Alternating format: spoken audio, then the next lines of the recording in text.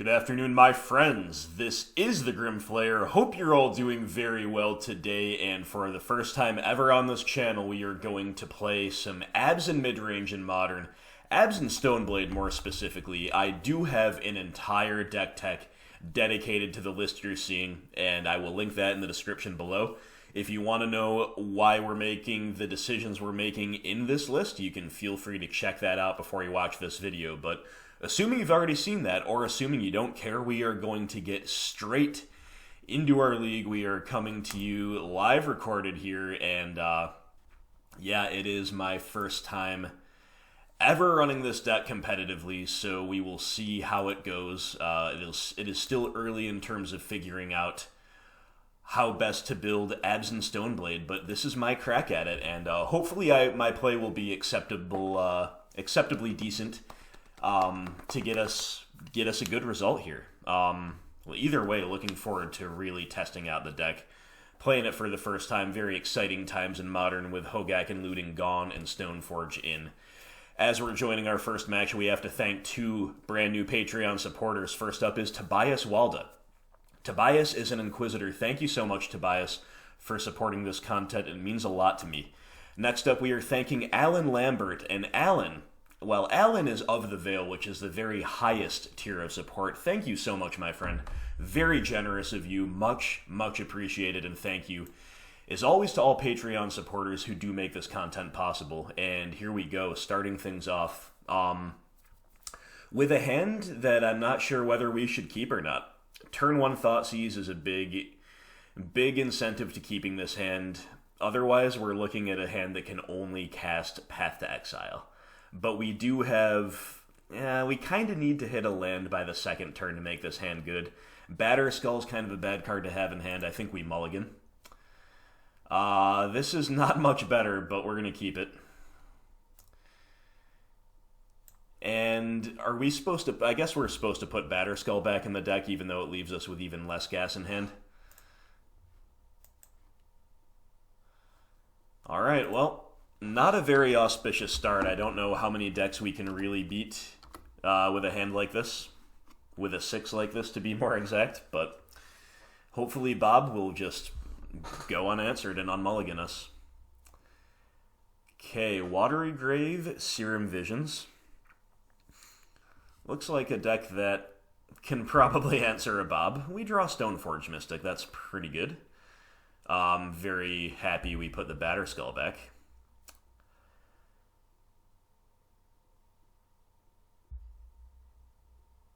I think we're still jamming Bob, though. I think we still want to play for the higher upside here, being on the play and having mulliganed. It's unlikely that they'll be able to both answer Bob and take away Stoneforge Mystic. Grixis colors. Fatal Push, Serum Visions. Okay. Grixis Shadow, Grixis Control, who knows? But the opponent goes bottom, and we've got Thoughtseize, so let's find out.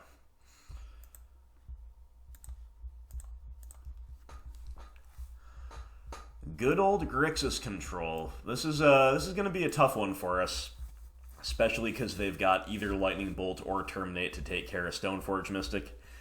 So we cannot protect her, and they've got so many 2-for-1s in hand, it's unbelievable. Snapcaster Mage, Jace the Mind Sculptor, Cryptic Command. I think we just kind of have to take Jace because we can't pressure him. And the other thing to do would be to try to play in assumption that they'll never make a 4th land drop, but with Snap into Serum as a possible line. We cannot realistically hope for that whatsoever, so we will simply take away the Jace, but we are in bad shape, my friends. This is the type of deck that the opponent's on, that is. Their deck is the type of deck that thrives in a fairer meta, and I guess that's where we're at right now, or at least people hope that's where we're at. We draw a Trophy, okay. Guess we're just hard casting our swords. Taking Trophy, or Finding Trophy punishes us for taking the Jace, of course, but looks like that's just kind of how this game is going here, game 1.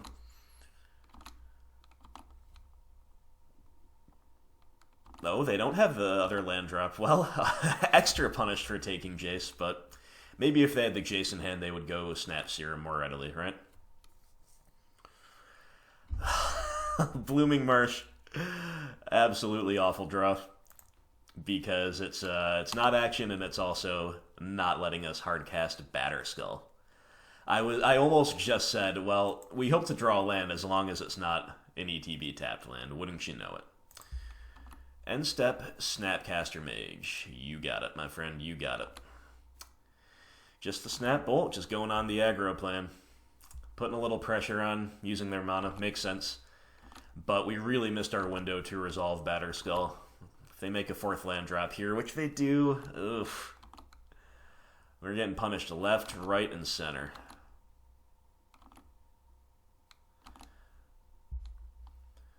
I don't know what our best draw is now. Liliana the Veil.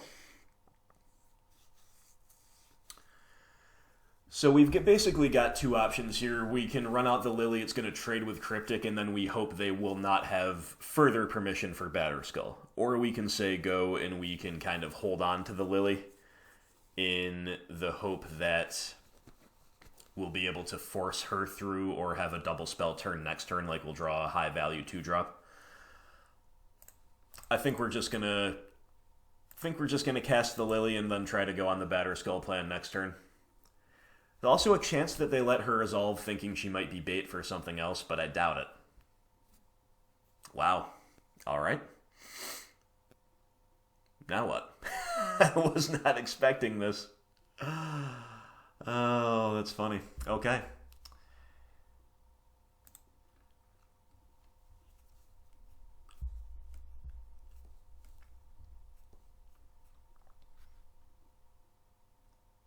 Is it madness to simply Edict? Because I think ticking up actually kind of plays into their hands because they can eventually just, like, Cryptic bounce the Lily when we're hellbent. I'm going to Edict the opponent. Interesting game here. I think no matter what we do, our situation's not great. Okay, opponent's got something to do here. Maybe Vendilion Click. They're going to bounce, snap with a Cryptic. I guess that's our cue to trophy the snap, huh? Our life total's kind of low. I guess we're getting a basic here, but very awkward lines here, but I think they're justifiable considering the fact that they, you know, we've kind of gotten minorly punished at various stages for various decisions. And after mulling to 6 with our hand, I don't think we're in a very good position to tangle with their hand, kind of no matter what we did. But so far it's been going actually kind of well.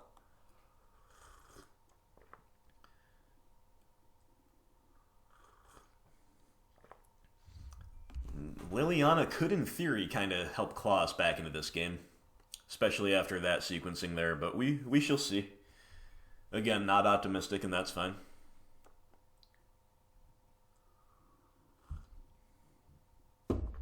Wow. Well, I mean, when you have everything, you have everything, right? Now we need to top deck a threat and hopefully equip it before they have any kind of answer to it. But now it needs to be exactly a 2-drop threat. We draw Fatal Push. Annoying. It's a rough one. It's a rough debut. We've had a lot of windows to do a lot of really decent things despite kind of being behind from the onset, but it just hasn't panned out that way.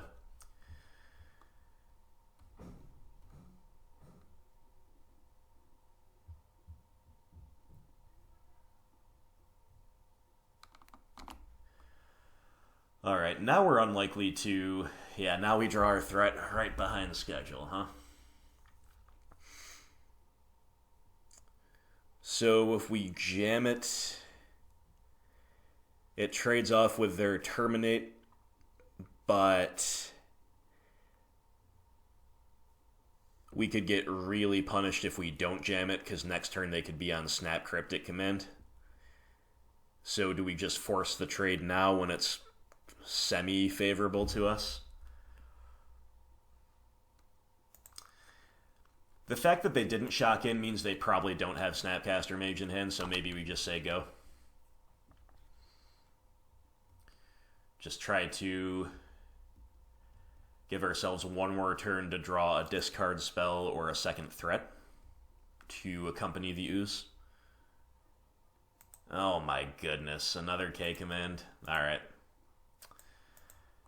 Yeah, I'm done.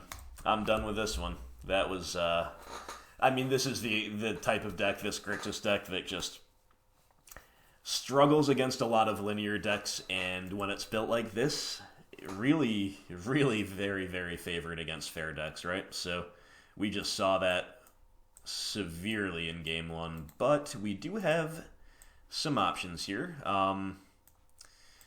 Cards I'm interested in will go over here. Do we want Gaddock Teague? They just have bolts and K commands and pushes. He's just unlikely to live.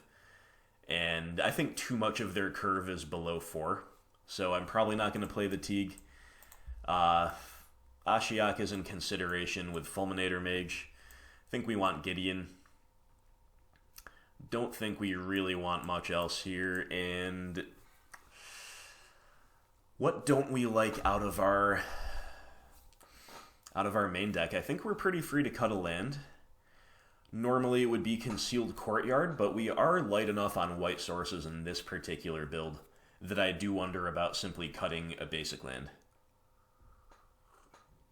This is where my lack of experience with these corner case decisions may well tell, but we've got 20 black sources in the deck, and they're unlikely to tax our basics in any way that I can think of, so I'm going to cut a swamp. Maybe that's wrong, but we'll give it a shot. We'll give it a shot, and are we able to cut all copies of Spot Removal? I'm going to try. So if we bring in the more directly value-oriented pieces, that would put us at 58 cards. So what do we think about where Ashiok and Fulminator fit into what remains? Remember that we are on the play.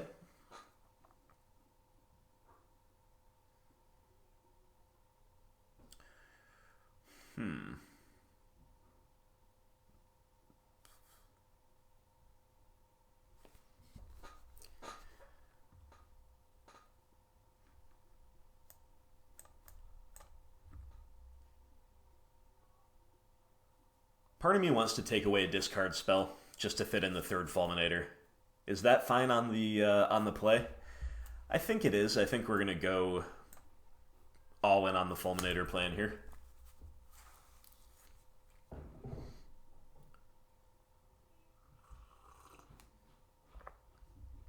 All right. Well, that was a brutal game one. I really don't.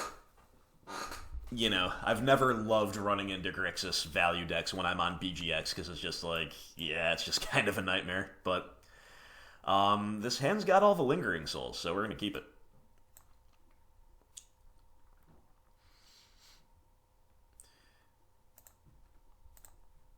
The nice thing about Souls is, like, if these were other good threats, like Tireless Tracker, for example, you might not be able to reliably say, all right, we'll be able to force this stuff through permission.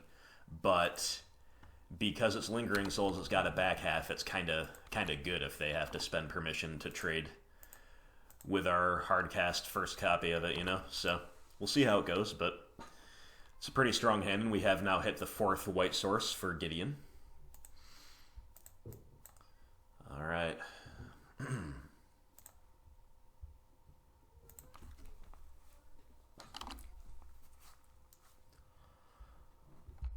Opponent's on Creeping Tar Pit, very good land, very good incentive to be in these colors on a value deck, UBX.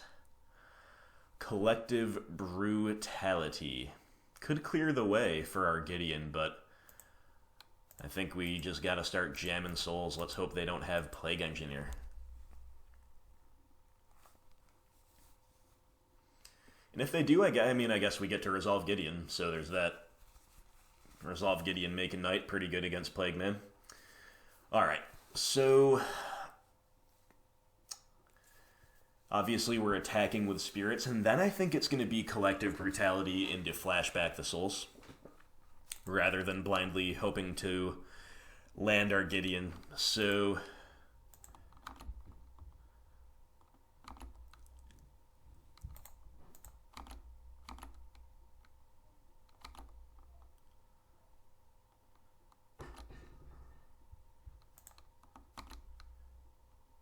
and we certainly don't want to escalate here. There's no...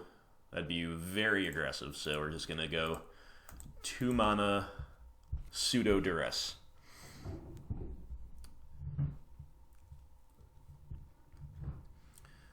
Opponent's hand, as always, is just absolutely jam-packed with 2-for-1s. They got Cryptic, they got K-Command, Snapcaster Mage, Jace, and 2 Lightning Bolts. Yikes, yikes, yikes. Well, the good news is that Lingering Souls is very good against this board, or this hand. Cryptic Command is always annoying, but it's actually not that annoying right now. So, I don't know if I just misspoke. Kolagan's Command is always annoying, but it's not that annoying right now. Coligan's Command, just so people, some people have called out my pronunciation, and that's very fair. Kolagan's Command, a little bit of a ridiculous way to say this card. Anyway, I think we're leaning toward taking the Cryptic, just because the K-Command, always decent, but doesn't seem the most impactful at the moment. So sure, Cryptic Command. And we have double black and double green already, plus another black green in hand. I guess we're just getting plains.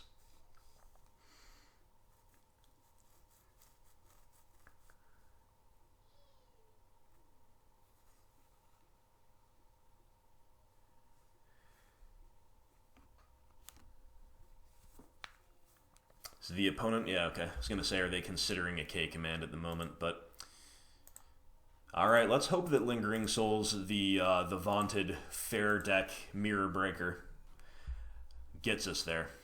Yeah, K command for a soul. And I guess we're just pitching Blooming Marsh.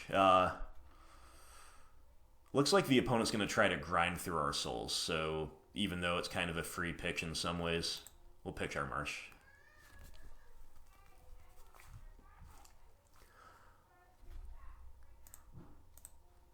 Fulminator Mage, interesting draw.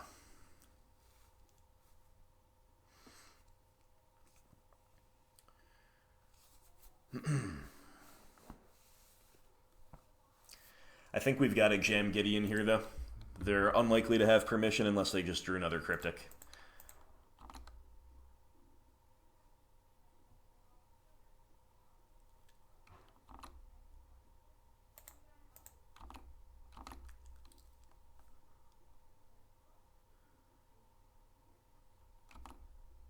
The other thing we could do is just cast another Souls, but I think that makes us too soft to a Plague Man. Alright, Gideon.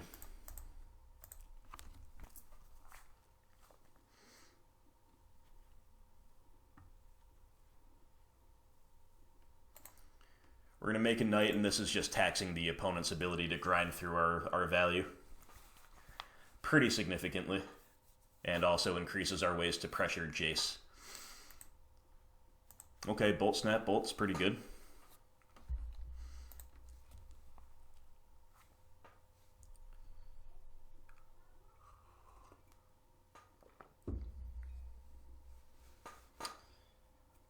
Fifth land is also pretty good because now they can Jace and protect Jace with a Bolt.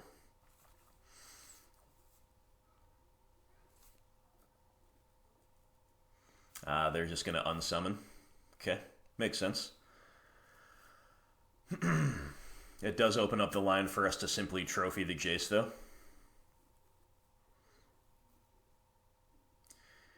Let's attack, make them spend the bolts on a Spirit, and then maybe we will just trophy the Jace. They have one unknown in hand. We'll be pretty far ahead on resources if that happens. It's possible I should not have run the Gideon out because they did have the Snap Bolt Snap line, but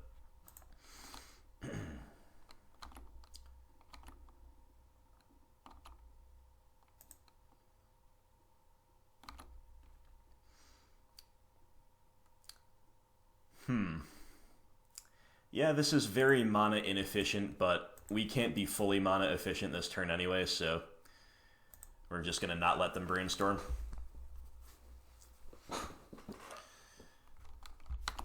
And then I'm just going to 6 here, because I am behind on the clock. You know, it's a very grindy matchup. I'm brand new to this deck, so even though we're not bluffing as well by 6ing.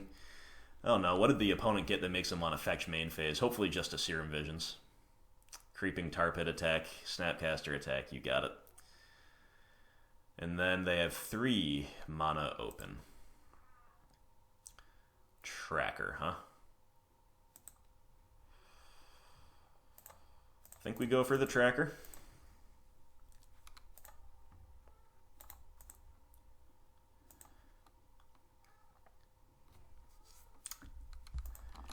I think I'm attacking with Spirit just because Tracker can crack the clue and block Snap.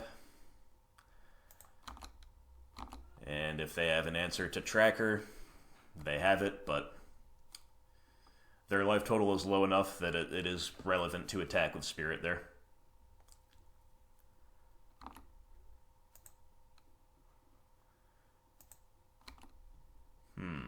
Opponent Shocking and Blood Crypt. They do not have Cryptic mana, but they clearly have something, but we'll crack a clue.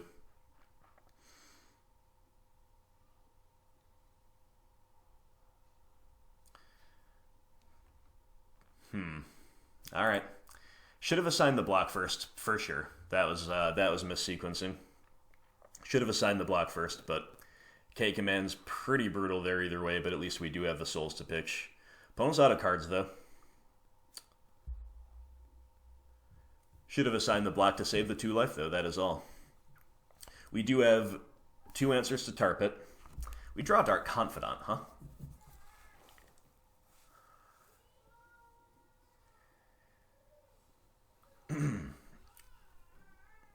Think we go Fulminator, Flashback, Lingering Souls, though I think that's a slightly better play. This Peatland mana is starting to really hurt at this stage of the game, but... And I think we're going to save the Fulminator activation until they activate. Technically, they have ways where that sort of blows us out. Like, you know, they could bounce their own Tar Pit with another Cryptic, but number 1, that forces them to draw one of their better cards, and number 2, that we might be able to outrace them anyway if they've got something like that. So do we take the trade with Snap, or do we block with Fulminator then sack? I think I'm going to go block sack. I want all my spirits to close out this game.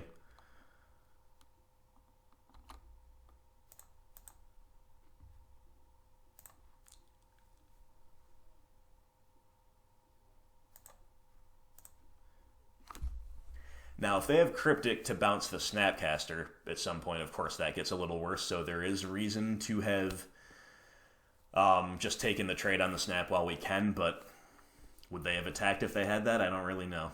I guess we were pretty priced into the Inquisition here, even though it could whiff, but... yeah, let's do it.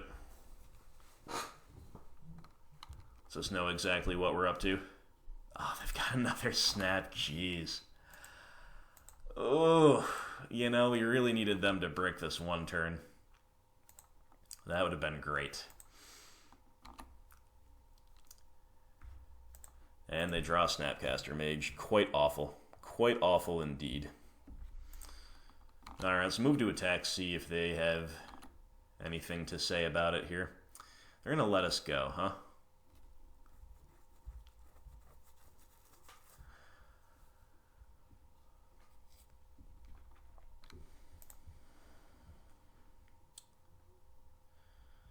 I think we're just going to get in with 1. I want to leave a blocker back at this point to play around bounce effects.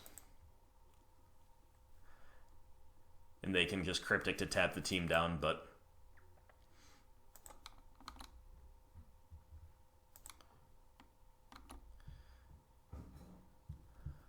now, how good is playing Dark Confidant versus just holding up Peatland? I think holding up Peatland, and of course we have to hold up Trophy, is better at this stage of the game. So we're going to Trophy a Snap if they try to bounce it as a as part of their cryptic here. They're going to tap us down, they're going to draw. Alright, we're going to let that resolve. Do we crack Peatland now? I kind of want to, while they're tapped out, just to see what we can see. Another land. Alright, I'm making the judgment call. We're just going to trophy the Snapcaster now. This is bad if they have even more, like, Cryptics off the top or Snapcasters off the top, but if they just keep drawing, like, their best guess, we're not going to win anyway, right? So, just taking my window to get a kill while the coast is clear. That attack makes me a little nervous, not gonna lie. They're gonna field us, yes. So they do have a way to tax our basics. Maybe we knew that from game one, I don't remember. Thoughtseize, oh, how bad can our draws get? How bad can our draws get, really?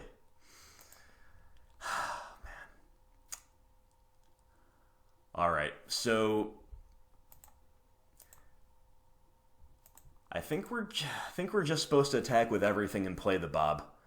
If they only have a kill spell for the Bob, that's maybe okay. If they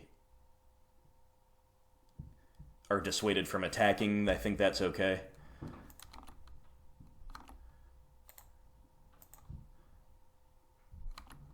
And if they, like, only have counter magic, that could be okay as long as it's not another cryptic command.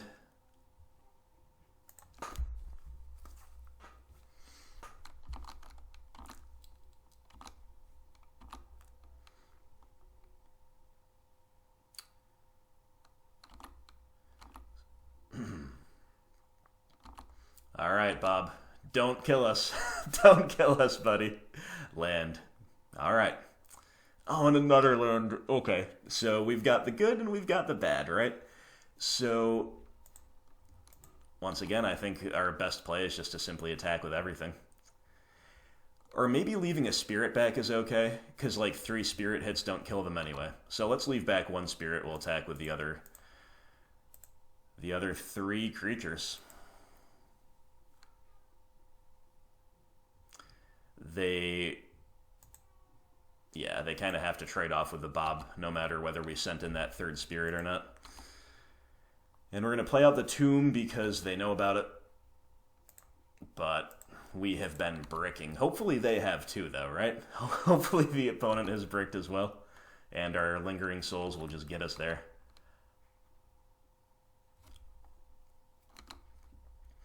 Have they been slow rolling another cryptic command or another? Well, there's no other cryptic to flashback. Lily of the Veil. Alright, go to attacks.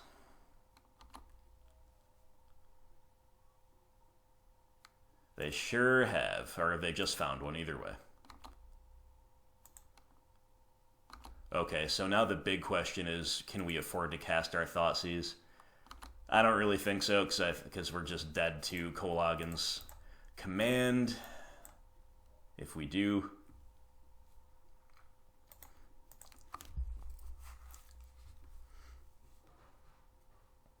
they're going to bolt us. Okay. We would be very dead if we cast the Thoughtseize right now. They're going to terminate a spirit. Wow.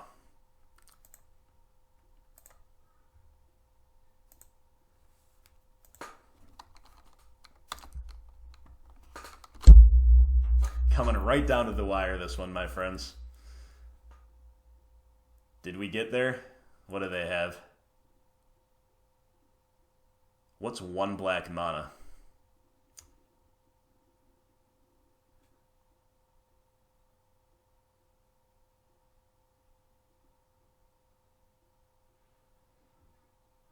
Taziger. Oh no, everything in their deck. Okay, so return a non-land card of your opponent's choice. I guess we have to give them Thought Scour. Or we can give them Cryptic Command since they can't cast it. Sure, I'll give you the strongest card in there, and that is fine with me. Alright, well, we got lucky because they actually had everything in their graveyard would have killed us. They had K commands and lightning bolts, but then they milled Thought Scour, and that would have been a risky but potentially fine card to give them. But they also milled the Cryptic command, and that worked out just fine, so... Oh boy, that was intense, my friends. That was intense. So we have shown that we can take a win off of the super value-oriented deck with this, and that's pretty sweet. Lingering Souls, OP. I think I'm going to lay off on the Fulminators a little bit, bring back an Inquisition, and I don't know about Ashiok. I just don't know about her. It's okay. It's an okay card, but... I mean, they're playing Taziger, too. We didn't see Taziger in Game 1. Maybe since we're kind of off the Fulminator plan, we do just bring in Ashiok. I think that's fine. So that's 2 Fulminators down. Then what? Still don't really think Teague is the way to go. It basically just shuts off Cryptic Command from what I can remember seeing. Path is good against Taziger, but very bad against the rest of the deck. So we leave in a Fulminator, or do we play a Teague?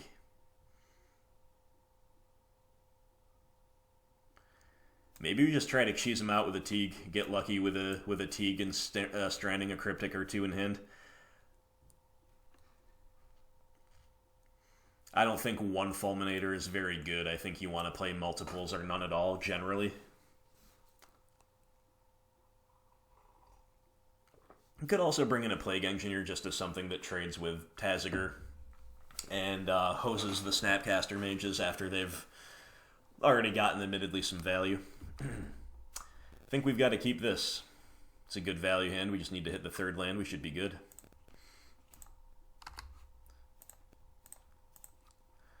Curve right now is looking like Brutality into probably Souls, maybe Ashiok though. Depends. Depends what Brutality reveals. 3rd land. We'll maybe fetch basics a little less aggressively now that we know they do have some number of field in the deck. Yep. Once more, no escalation here.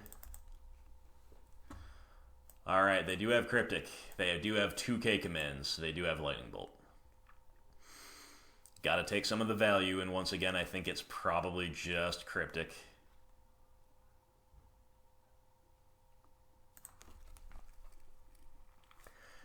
These command decks, Grixis Command, I don't like them. I really don't like playing them.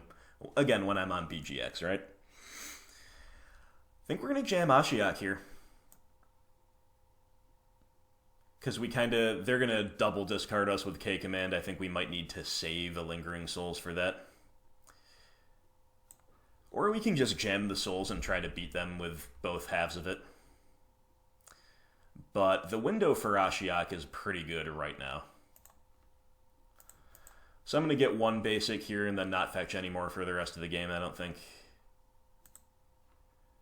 Let's see how far Ashiok gets us.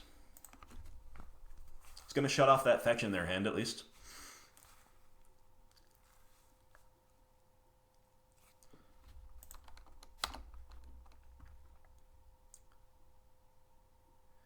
We get punished for this if they have top-decked a Jace in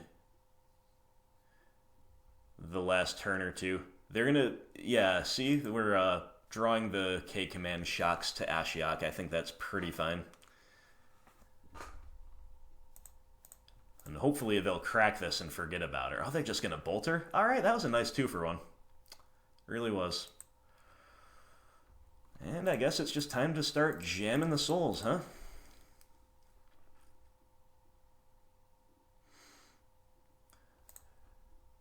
A trophy is a fairly free pick here. We don't really need 2. We don't even need 1 right now. But again, they're going to K-command. We're going to pitch a trophy. Maybe Skoos can do some cleanup work after all is said and done. Snapcaster Mage. Yeah, that's pretty good. And just drawing more 2-for-1s. So It's not great.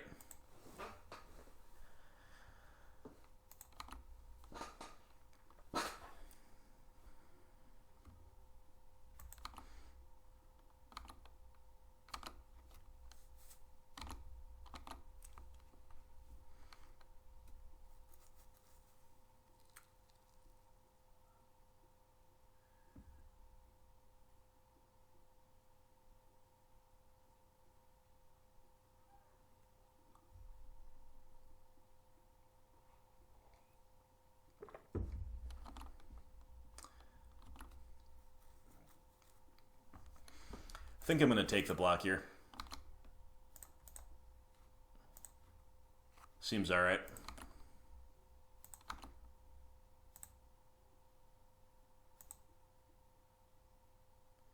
A Jace, sure.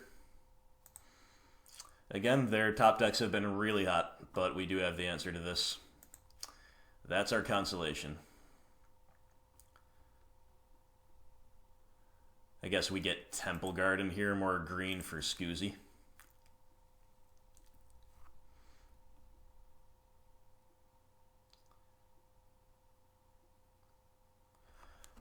You know, if we didn't take that block, we could have killed the Jace with just Souls and Shambling Ven activation. But then the opponent would have just bluffed with that fetch land, so maybe we would have been priced into the trophy anyway. Interesting call, though. Stoneforge, good draw, so we're going to go Stoneforge and then trophy.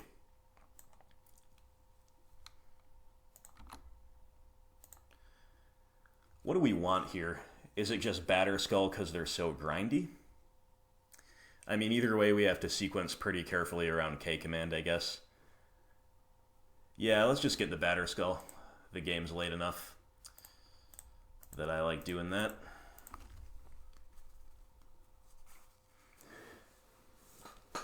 Then maybe next turn we can draw a discard to get the K-Command out of their hand on our own terms, and maybe...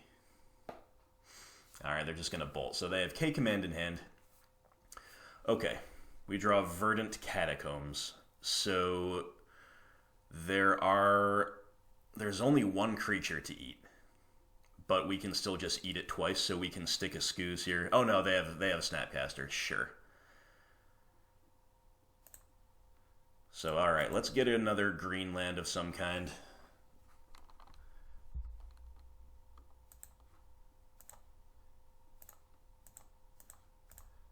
Play our Scoozy.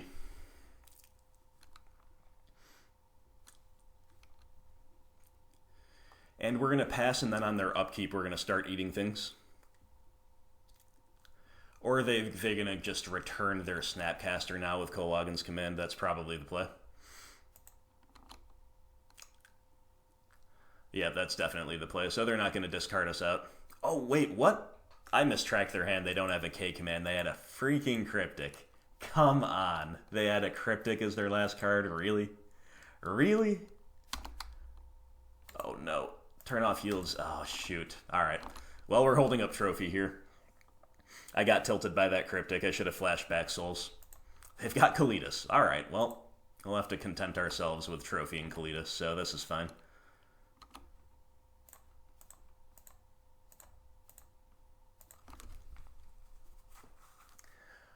And then I think we're supposed to cast the Batterskull here rather than flashing back Souls. Ooh, Nile Spellbomb, though. This is going to stop so much value out of their deck. I think we go for that. It's going to set them back. It's going to make a lot of their really good top decks worse, basically. So this comes at the expense of us jamming Batterskull this turn, but we still get to do a lot of good things. Their last card was Fatal Push, sure.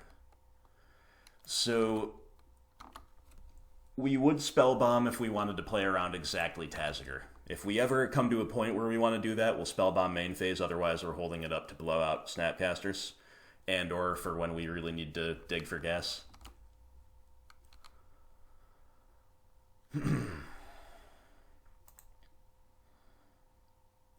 Lily, okay. We might be delaying Batterskull. No, we're not. We're just going to jam Batterskull. What am I talking about? Just jamming Batterskull. We're definitely not ticking Lily up. That I can tell you. Alright, so this puts us down on Spellbomb mana. We can, of course, still use it. It's just not going to get us that value if we need to. They drew another command. You guys see why I really hate playing against these Grixis decks when I'm on BGX? It is just insane. It is just insane. Too many commands. Too many cards that end in the word command. Ugh. Gross. Now they drew Taziger right out. What's happening? What's happening? Alright, we need a great top deck. We got one. Beautiful. Beautiful. That will do just fine. Opponent's going to activate in response, and we will... So we don't receive priority, so I think we need to Spellbomb right now. Pretty sure that's the case, and I'm so far behind on the clock that I just kind of need to take the action. And draw a Goyf, sure. Okay, let's hope the opponent doesn't hit any gas off of these two cards. They get a Serum, okay. Well, that's gas. But could be worse.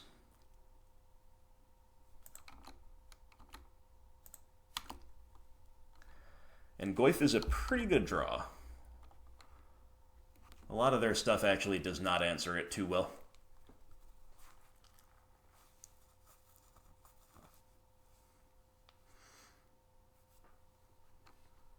They're going to bolt Lily. Yep. We're going to find another Lily. We could probably attack first with a Spirit, but we're just jamming stuff.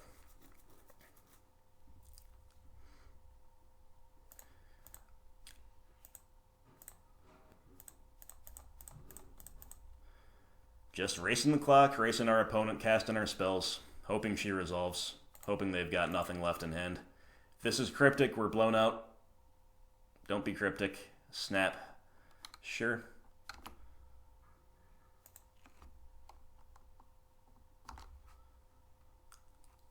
Snap Bolt.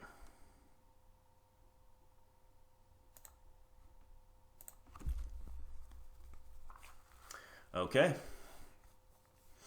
We still have this Shambling Vent that we haven't had cause to turn sideways quite yet in this game, but that'll be a good one if and when we do.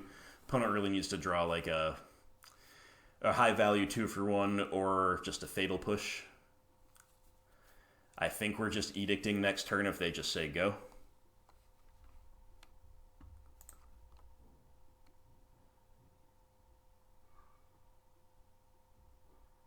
Another high value 2-for-1, buying back Taziger, pinging Lily. Insane. Insane. Alright. Wow. But Taziger at least gets outsized by Goyf. We draw a Tracker.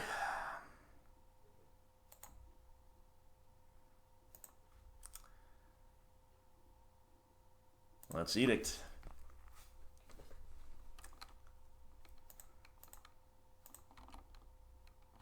Let's attack.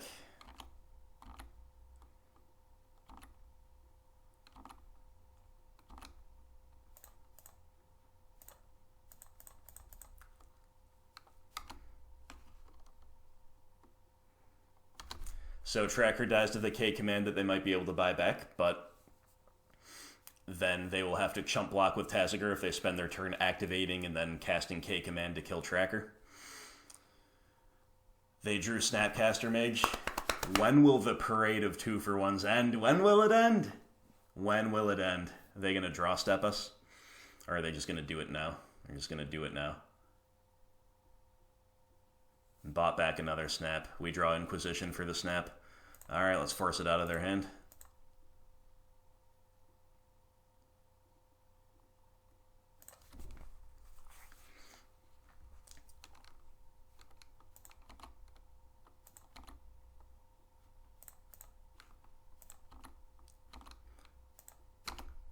Alright, opponent, stop drawing the 2-for-1s. Stop it. Just stop it. This is a very good game, though, you have to say. Alright, Field of Ruin. That's still a pretty good draw for them. It's definitely not a brick.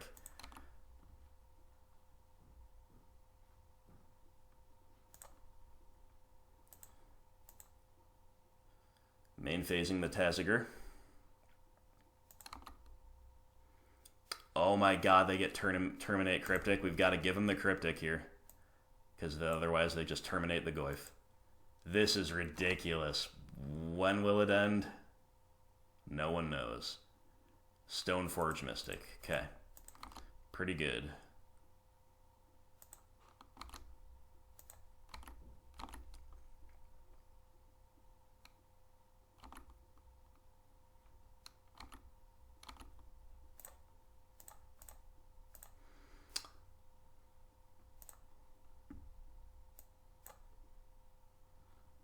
Get Fire and Ice here, and we'll just cast it.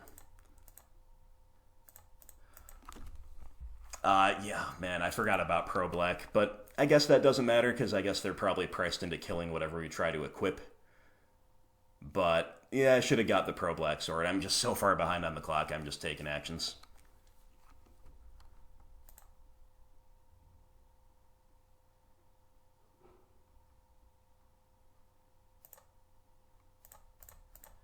Really should have got the Pro Black Sword. Holy moly. Alright, they're going to bolt. Sure.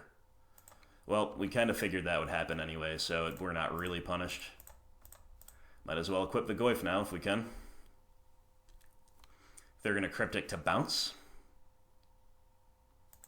Then drawing this fetch land was actually decent, because we get to at least replay the Goyf.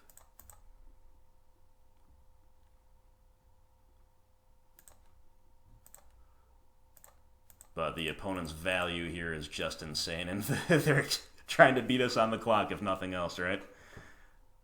They have the Terminate that we denied them before. Literally couldn't make this up, guys. Literally could not make this up. Alright, are we just dead? Let's just give them back Spell Snare and hope we don't draw a 2-drop. Whatever. We gotta just make choices.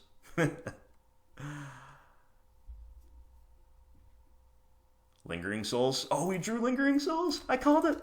I called the shot. Gotta love it. I think we're just flashing back rather than equipping here. But either way, we just make our decisions as rapidly as possible, of course, with the clock. Alright, what now? Taziger activation, sure. Thought Scour.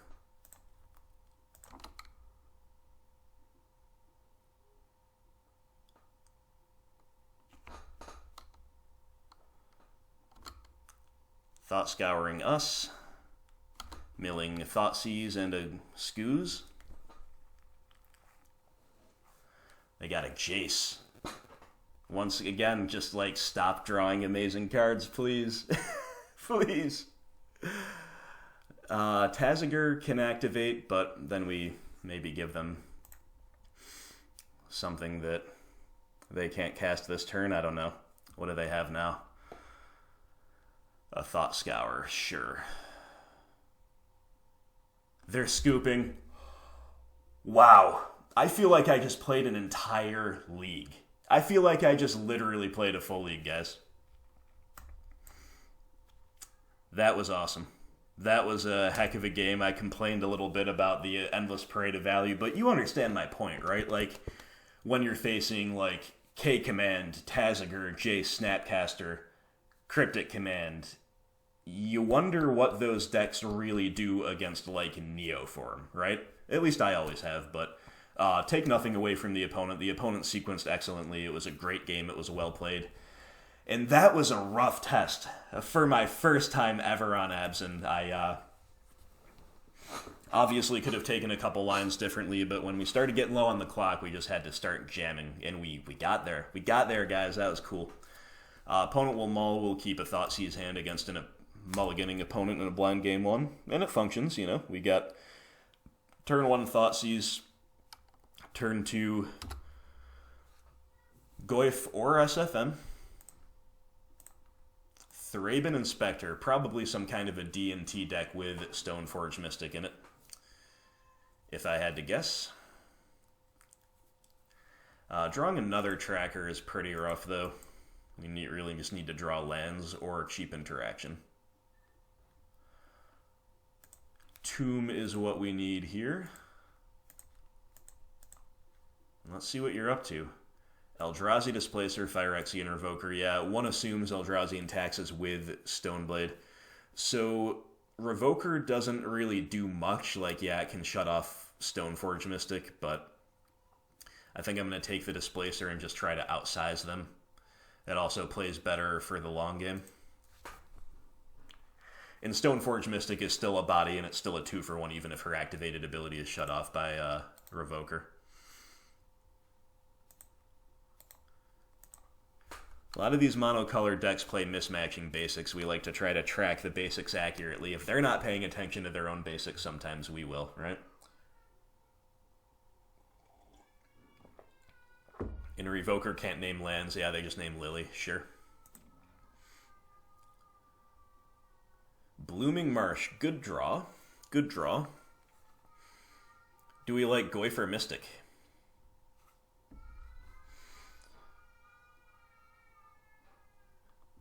Yeah, they could. I mean, it's possible they're on Leonin Arbiter to stop searches, right? Just play the Mystic.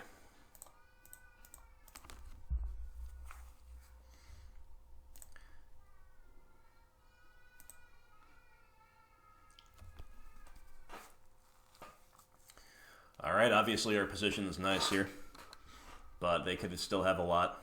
It's also way better to get this pathed, as I was just about to say. They might path it, and that's way better than getting our Goyf pathed.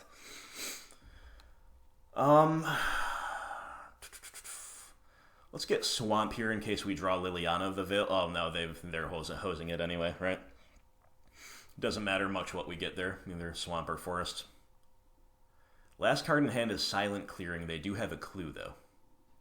But I guess we're just going to go Tracker into land. Seems good.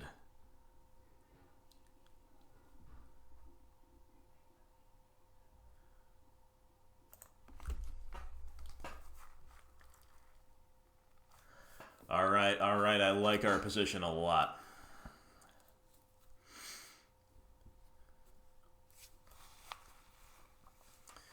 We don't really have a plan for an opposing Stoneforge Mystic besides just like a Batter Skull standoff. You know, if they go get a Batter Skull, we equip ours to our bigger one, right? I mean, we're at 11. I'm actually going to take this trade because Lily of the Veil is going to be great if we find her, and we just don't want to get aggroed out. They are an Eldrazi deck, right? They could find a big goon and just finish us off before we can leverage our immense amounts of advantage. And we draw Lily. Well, that's pretty cool. I think we're going to cast her. Look at that. The decision's paying off. We'll Edict. We have the kind of free play to +1, but we'll still Edict. Ooh, they've got a Resto? Yeah, okay. Very, very good. This means they get to blink for value and put a good body on the field and still have an expendable creature to Edict, to lose to the Edict. So, yeah. Pretty rough. And the presence of Angel means I am glad I took that trade, of course, because at least I mean, we'd be under a ton of pressure right now with our life total if we hadn't.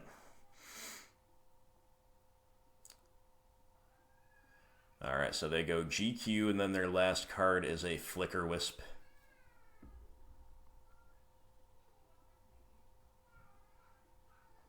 Getting rid of our clue.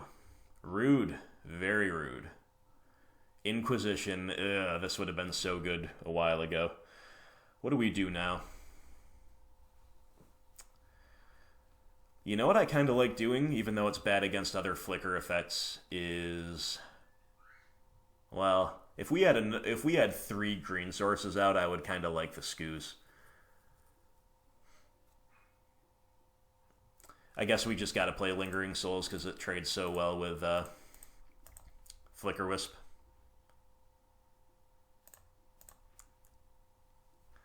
But man, drawing Inquisition's annoying there.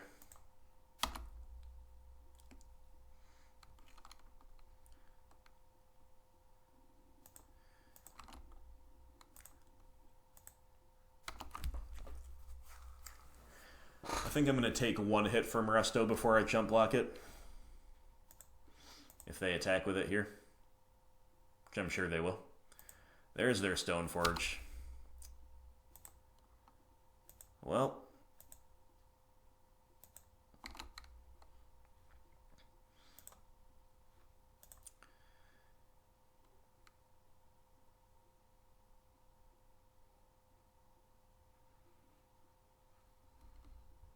Sword of Light and Shadow. Would have been great if they just didn't play it for some reason. We could have Inquisitioned it.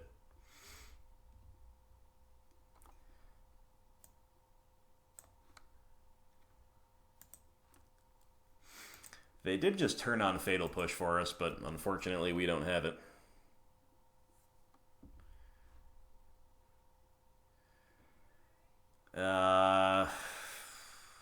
Now I kind of want to take a chump block just because of that sword.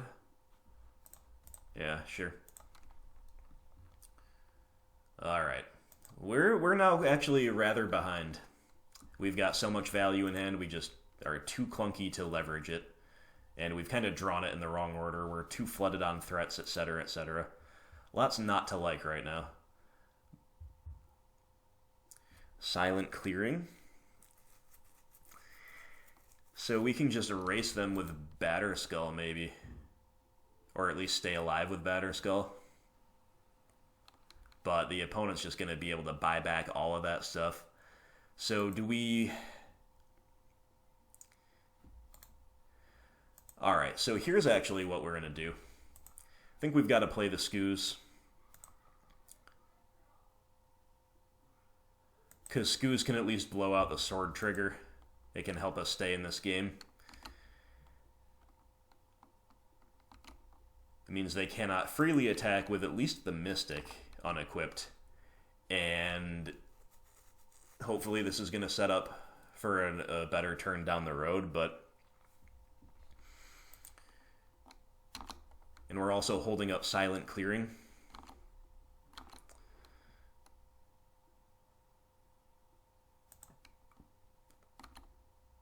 Alright, once again, we've got to block.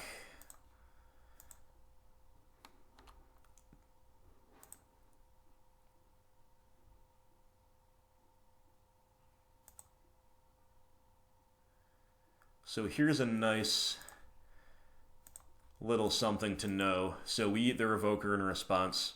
And we'll watch the opponent's life total. Their trigger resolves, it does not. They don't gain life, right? So because it's all the same, it's and you gain 3 life and you may return. So if their target for returning is no longer legal, they also do not gain the life. Good to know. Probably doesn't save us here, but good to know, right? Marsh Flats. Thoughtseize. Just drawing no kill spells. So, I mean, the longer we... I mean, I guess we still stay alive by flashing back souls. So we...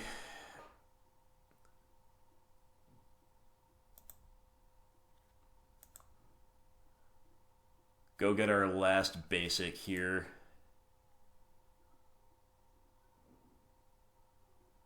Then we flash back souls, play Goyf, hold up one Ooze activation. I guess this is our best line. But it's not a very good one. We're almost certainly just dead.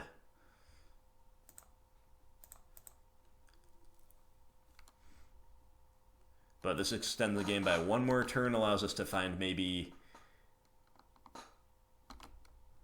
a kill spell for the sword. Man, them ripping that Stoneforge really turned this game on its head. To be fair, we were very dirtily, though. We were just very, very dirtily. They're going to blink the Skoos. Yeah, I mean, I guess I'm not going to bother to do anything with it because they just get the other thing, right? Alright, we're dead. Good enough. We've seen enough. Another brutal game one. Another brutal game one. Beaten pretty significantly by Sword of Light and Shadow. Lined up very well against our early progression where we had some interaction, we had some board control, but then our hand got clogged up by the clunk. And then from there it was just not good. So I guess Gideon's fine here. Fatal Push is great. Plague Engineer is pretty good. Collective Brutality is pretty good. We'll play it.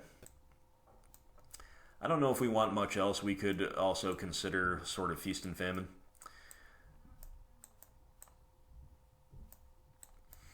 We could next level them and side out our Stoneforge package and side in our Ashiok and Collector Roof and get them. Get all their artifacts, but maybe we'll try that on the draw, right? If we try that at all. I think here we just definitely want to leverage our own Stoneforge package, right? So our whole deck is pretty good against them, and there's not really all that much I'm uninterested in. So that means we probably need to just remove discard spells and try to outvalue them. Let's cut 4. I guess we're going to leave Feast and Famine on the bench. Bringing these 5 cards, we need 1 more cut to make. I guess we were pretty free to cut a land, too, because they do not appear to be on Leon and Arbiter. I certainly don't expect them to be. Yeah, we'll cut a Blooming Marsh and call it good. Seems like pretty good sideboarding to me. We definitely have higher card quality, but the way their threats line up can, yeah, or their actions like Restoration Angel can be really good against us, and of course an unanswered Stoneforge Mystic is quite brutal, but we've got 2 threats that are both pretty good. We'll keep.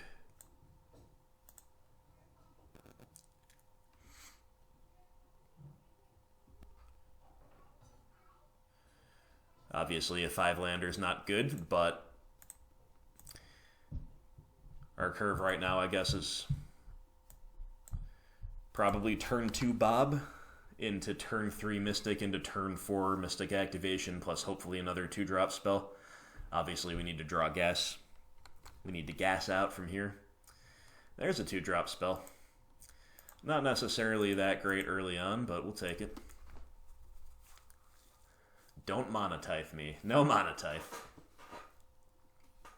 Wow, no second land and no anything else. Alright, well, that's pretty good for us. We draw a path. Cool.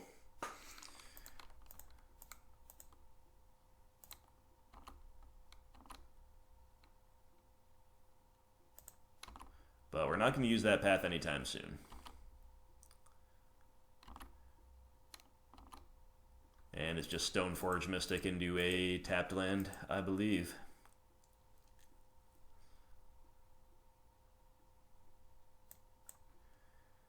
I think we're going to get Fire and Ice here to try to close out the game more quickly and to control the board.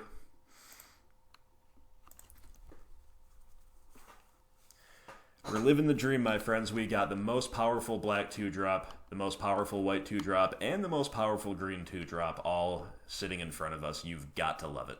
You've just got to love it. Bob is flipping us gas. We love that too. In fact, I think we're going to lean super heavily on that this turn, so let's get Bob equipped.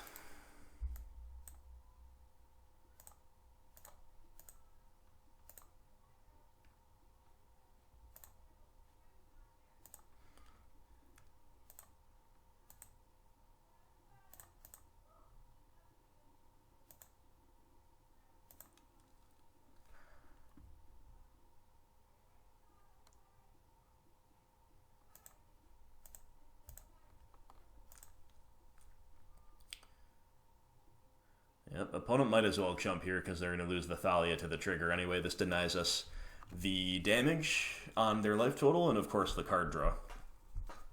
Alright, here comes the opponent's lands, but they're just scooping. They're just pretty far behind. Missing a land drop for that one turn while being on the draw was GG.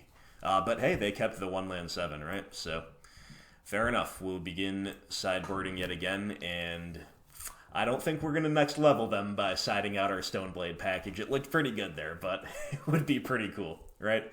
We'd shut off their clues. It would be awesome. I haven't seen Aether Vial, but if they happen to be on Aether Vial, I'd shut that off too. But we're not going to do that. I think they showed us Thalia. That makes certain things worse, especially on the draw, including Lily of the Veil. Also including Lingering Souls. I don't know if we're supposed to ever really cut a Souls here, but I could see cutting a Lily. I think we're going to bring back an Inquisition. I think Thoughtseize is a little better than Inquisition in this matchup with Resto to hit, which is why I left in 2 and 0, but the third one starts to really play havoc with our life total. I think I like the 1-2 split better. And we're going to cut a Lily for that. Anything else we want to do? Do we want... The only thing I'm really considering is like a second discard spell, but I don't know if Souls would be the correct side out even if we did that. Is Bob kind of bad on the draw? I think Bob's actually is pretty good here, especially only 2. We can leave them in.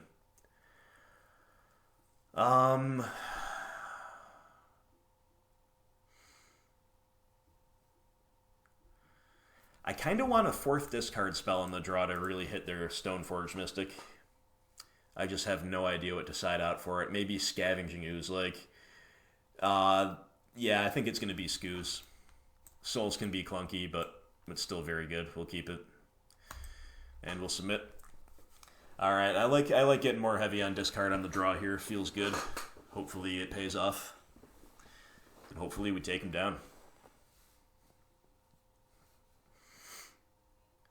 Opponent will keep 7. We've got a very slow 7. No turn 1 discard. That really sucks. But I think we are supposed to keep this. Thalia can be a real problem for us. Hopefully they don't have turn 2 Thalia. Otherwise, this seems like a fine hand. We can kill Stoneforge on turn 2. And we can answer a sword. And Lily of the Veil. Even though we sided 1 out, still obviously a nice card to see. Another Goyf, okay. We really want interaction in a 3rd land. So no Thalia, no Stoneforge. Of course they're going to have one of them with no turn 1 play in the keep. So it's Stoneforge. So yeah, I think we just kind of have to kill her.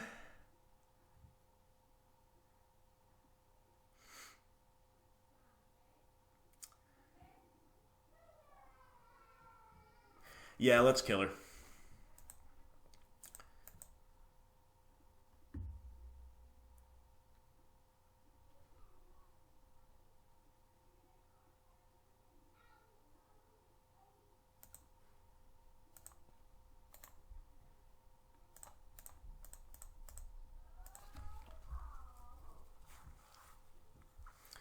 Alright, 3rd land is good. Anything they play next turn that I can think of besides Thalia, we can play Liliana, Edict it.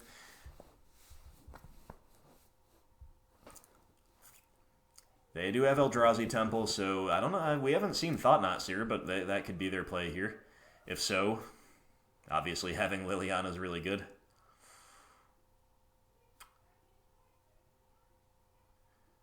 Be great if they just played like a Displacer and said go. That's exactly what happens. Okay, Edict you pretty clearly.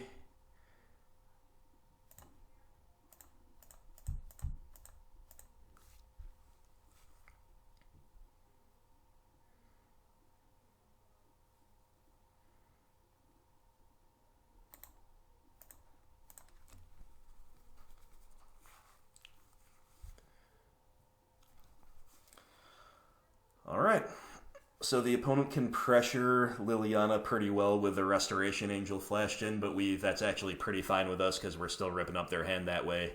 And then we can answer that with a trophy if we so desire. which I think we would. They got Thalia, sure. Let's draw Plague Man. Plague Man, off the top. Windswept Teeth, not Plague Man. Definitely not Plague Man. Alright. I think we're going to tick up and then just play double Goyf. Seems pretty good. Puts us in a position to Edict next turn, then play a follow-up Lily. So we're going to pitch Swamp.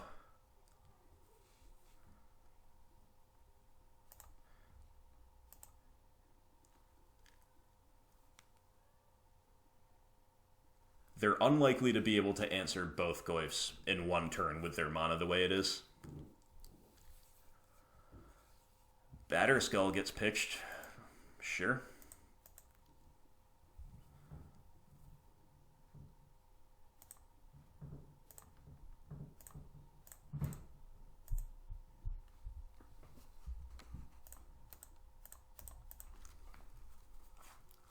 Alright, the Goyf squad to protect Liliana. Feels good. Feels really good against Athalia. Opponent still got, they've got card advantage in terms of what's in hand, but we obviously have the board state. Thought Knot would be still very answerable right now, but always annoying.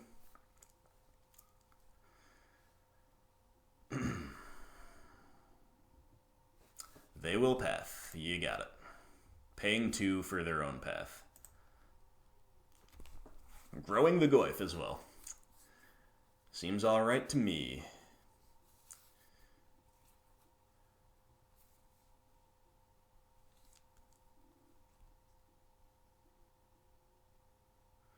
We draw a path. Cool.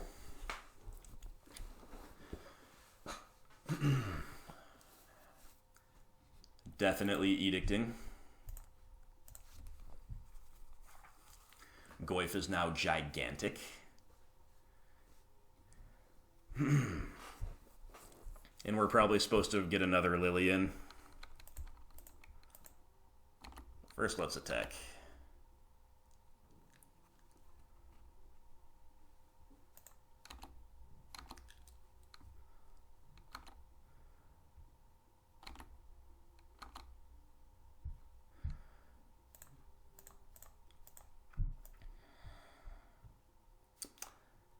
Yeah, feels bad to pitch this path, but that's what we're going to do. We'll hold up Trophy because obviously that can hit lands if we just want to get it out of our hand before Liliana gets it out of our hand for us, right?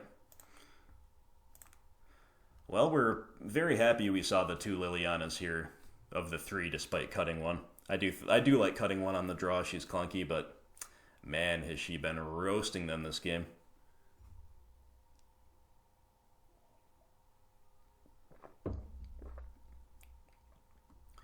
Gets a Stoneforge out of their hand. Seems fine to me.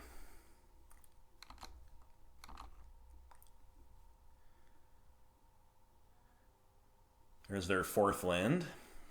So Restoration Angel is definitely live, but it's an Eldrazi Displacer. Alright.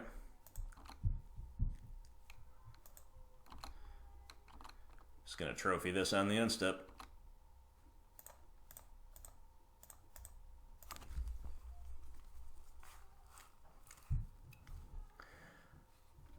They still have Light and Shadow in hand, plus 1 unknown.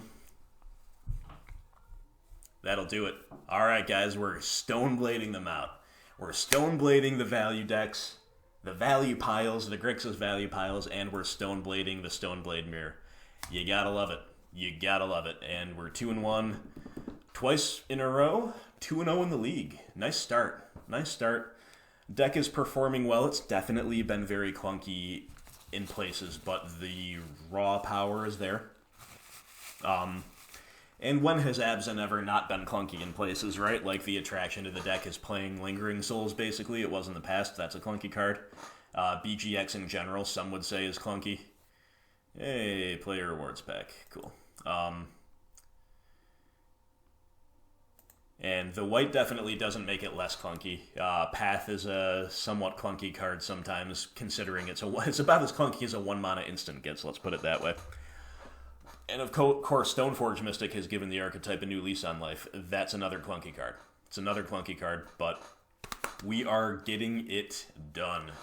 And yeah, I can't really complain thus far. Here we are going into round 3. Hope you all are having fun.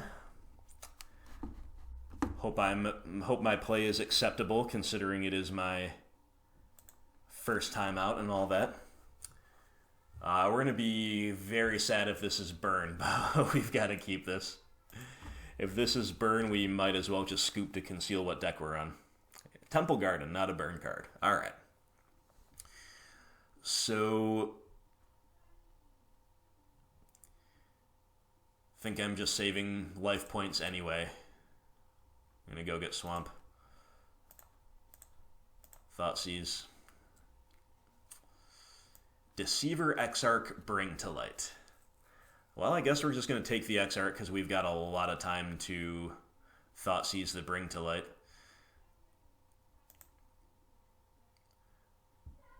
I'm going to be perfectly honest, I don't know.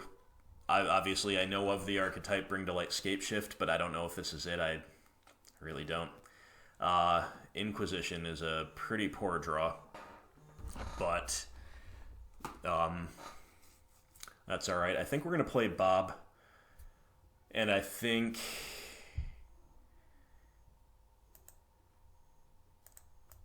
because we basically know at some point we're going to need this Temple Garden, we'll just do it now.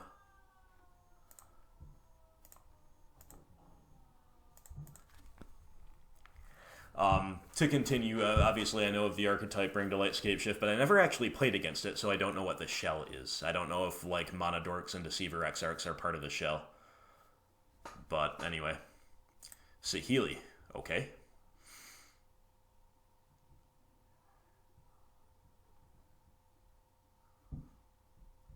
So we still know their whole hand, I believe. It's Bring to Light. 2 fetch lands.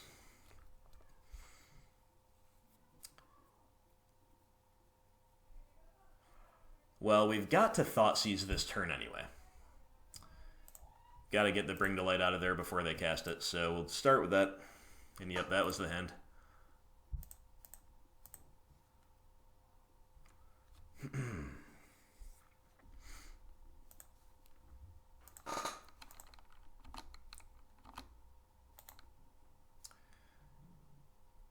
I'm tempted to just ignore Saheeli, but I'm sure that's not correct, but there is a consideration for racing them in general, and also racing them before we lose to our own Bob triggers, given how painful our progression has been thus far. And how Saheeli's pinging us, too, so I guess killing her is racing, right?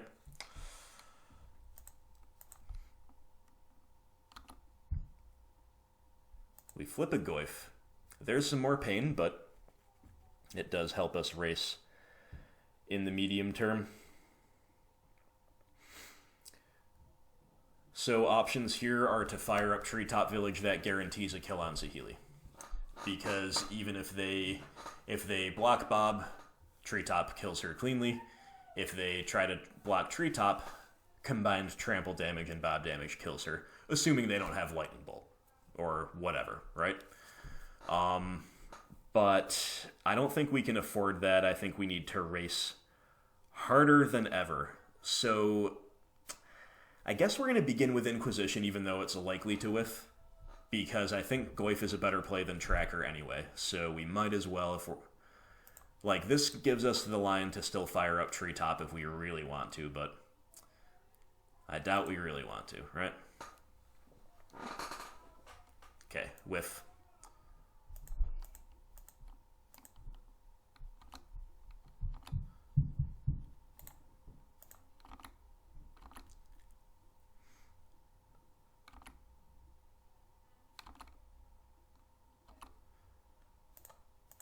Yeah, we need Bob to be really kind to us from here on out if we're going to win this game. To say nothing of their ability to just top deck their win, whatever it might be in this deck. Yeah, we're gonna need some painless hits from Bob. We haven't even started clocking them yet. It's pretty bad.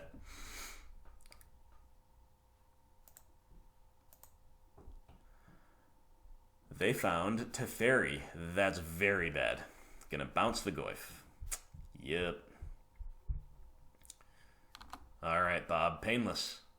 Fatal Push. Another Fatal Push. The first one's okay. Second one, not so much, but... So I guess we're supposed to ignore this Teferi for a turn. We're going to push the bird, attack Saheeli with Bob, play Tracker into land. You know, we can push our own Bob next turn. If we want. So that's actually kind of good. Or do they have counter magic? Or are they just fetching?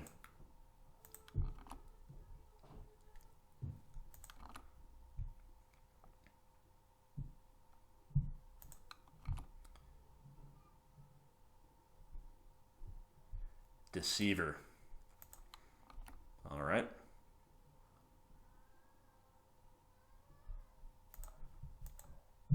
Float the green.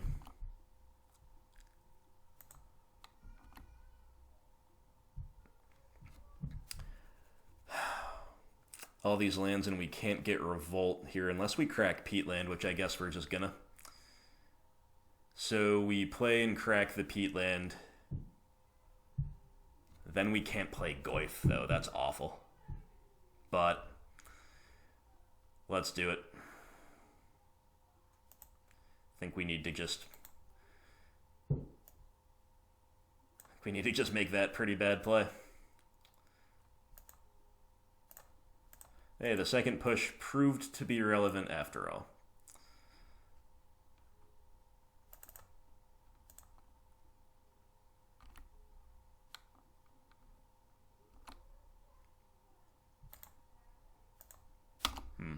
But now we can't kill our own Bob. So that might actually be an issue. Oh, man. And as always, we're just soft to them, top decking Bring to Light and doing whatever they're going to do with that. I think they still have that Wooded Foothills in hand, though. And Bob's doing work, man. Bob's doing some real work. All right. We don't care to pulse the Teferi. Do we care to attack the Teferi? So this turn, we're just going to deploy our threats. We're going to go Tracker into Goyf. So next turn, we are scheduled to hit them for 10 with just our threats. That means if we attack them this turn with Bob, plus fire up Treetop Village, next turn we have lethal. So I guess we're supposed to attack them. We can also increase that clock by cracking clues, of course, but I still think that math means we want to attack them, especially because we can pulse Teferi next turn if we really need to. So let's begin with an attack. Obviously, if they have yet another Deceiver Exarch, this could be annoying, but...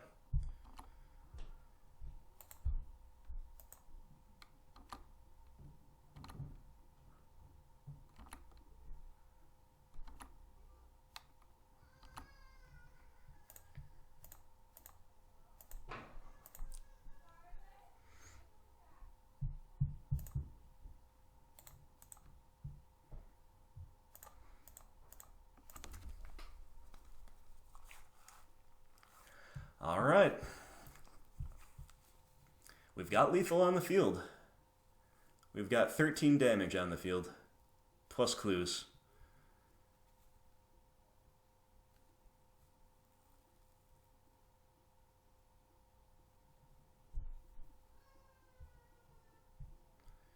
What does the opponent have? They have Utopia Sprawl. I think that Wooded Foothills is still in their hands. I don't see it in the graveyard. Yeah, okay, there they go. GG. Another Fatal Push, sure. So, 5, 6, 7, 8, 9, 10, 11, 12, 13. Looking like lethal to me.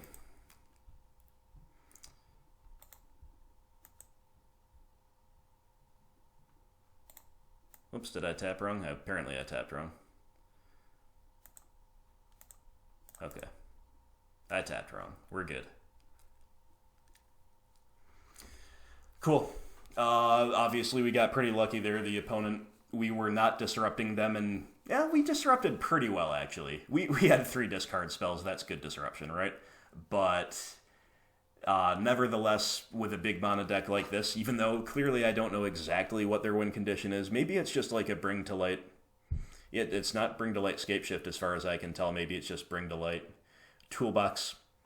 In any case, the trouble with big mana decks, of course, is that they can simply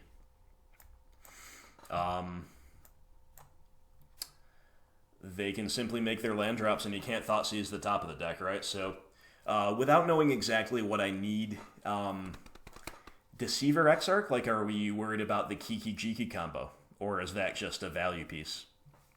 Probably the combo. So, I think we like Fulminator for obvious reasons. I think we like Ashiok too.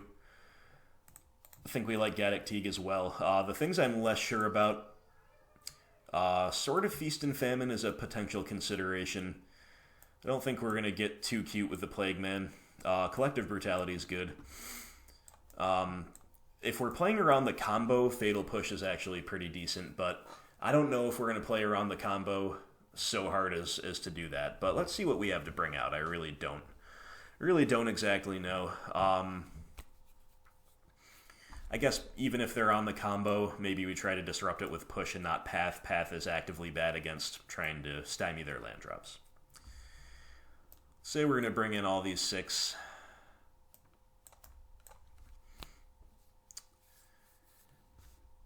Skoo seems like one of our poorer threats.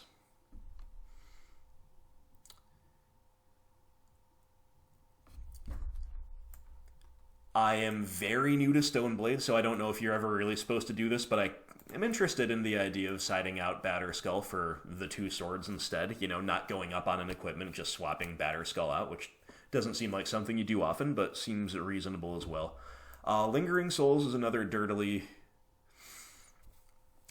clock that doesn't really accomplish much else besides clocking in a dirtily way. So what if we cut the souls? We're going to keep the pushes in, but I don't know if we have room for the 4th or for surgical.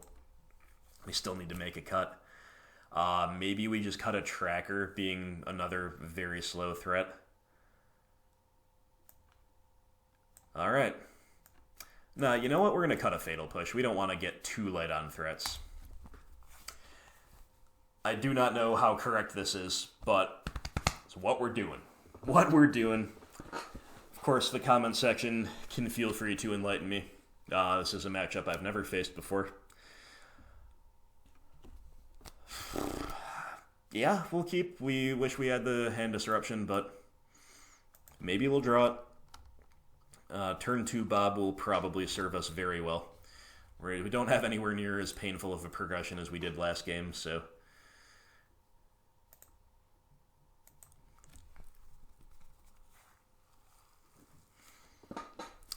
Confidant was MVP last game. That was a great display from the Bob.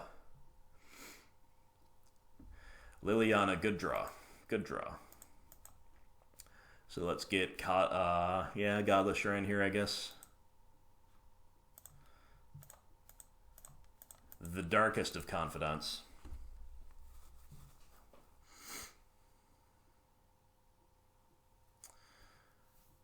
All right, opponent. Remanded. Fair enough.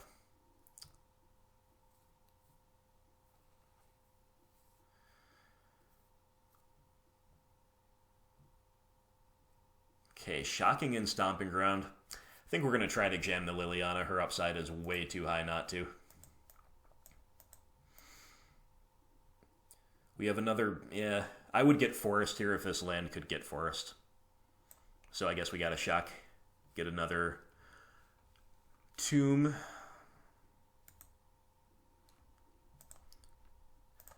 Yep, and we're jamming Lily.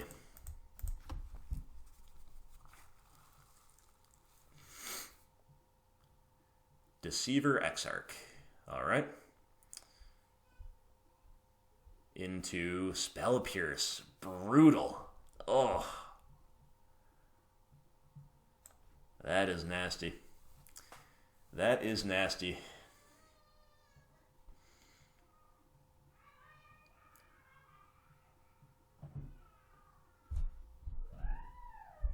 planeswalker of some kind. It's Saheeli, yes. Alright. I don't know what our best line is here. Trophying Saheeli, if we draw an untapped land, would let us have a 2-spell turn, but that seems pretty bad to ramp them. Tracker. I think Tracker just became our play.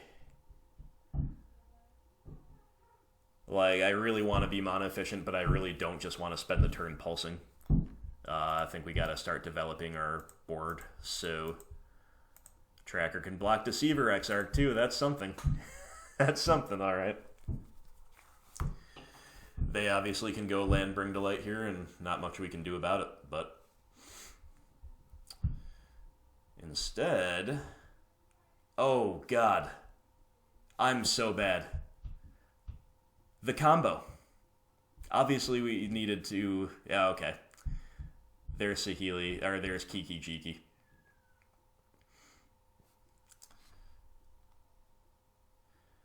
Yep. Okay, so, you know, I guess maybe we're not so bad, right? Because they needed... We'll scoop to this. Actually, first, before we scoop, what is the creature type on Deceiver Exarch? It's a cleric. Alright. The only reason Saheeli mattered is to generate the 5th mana, right? That's just what happened, I believe. But, you know, they had the combo in hand. I guess we could have just killed the Deceiver Exarch, or we could have just held up mana or something for a trophy, but, you know... Okay, so the Kiki combo is confirmed. We'll see if that changes how we wish to side. So it's Bring to Light, Kiki, Deceiver Exarch combo. Interesting. Alright, I think we need to get... You know, Plague Engineer naming Cleric does shut off the combo. And it can kill Birds of Paradise if we just want to kind of do it as an early value play. So we're now considering all 5 of these cards, and remember we were struggling for slots from before, so we need to get way less value-oriented, I suppose. Do we cut Gaddock Teague? I think we're going to cut Teague now that we've seen they do have Kiki in there. Yeah, I think we're supposed to now play with all 4 Fatal Push. Again, killing Birds of Paradise is fine. Disrupting the combo is good. But how many threats do we have if we cut these guys? We have... Fulminator Mage is now more in question, I guess. But without Fulminator, we have 1, 2, 3, 4, 5, 6, 7, 8, 9, 10. No Lingering Souls. That's not enough threats. Alright, let's not mess around with Ashiok. Again, only shutting off fetches and Bring to Light, it's okay. Or not even, yeah, not even that, but yeah, no Ashiok. Alright, fair enough. No Ashiok. I'm not sure about Surgical, to be honest. But they might not really have a reliable alternate win condition. So we're going to cut Teague. I feel obligated to leave in 1 tracker.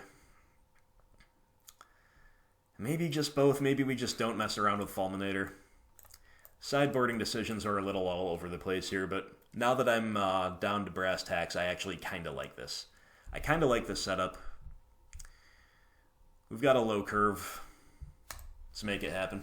We've got the tracker is now our high point on the curve, and of course, as we saw in Game 1, it can help end the game, but now we know exactly what we're playing around, and we're on the play. 2 very important things. We'll take the play, and it's a 1-lander. Man, it's a great 1-lander, but we're throwing it back. This is a way worse one, but the opponent mulled as well. We're going to keep, especially because the opponent mulled, Liliana. It's a Liliana game. That's what it is. We're keeping, and we're going to bottom planes, I guess. Opponent down to 5. It's pretty good news. Pretty good news indeed.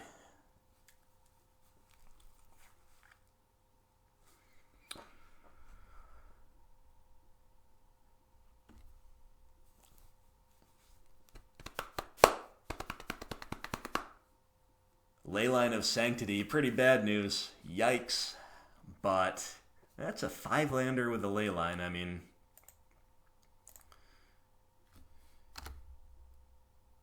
Hopefully they just don't have any other action, right?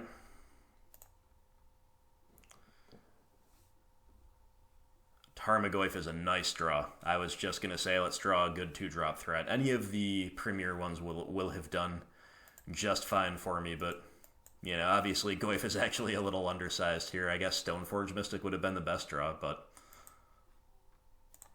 we'll take a Goyf.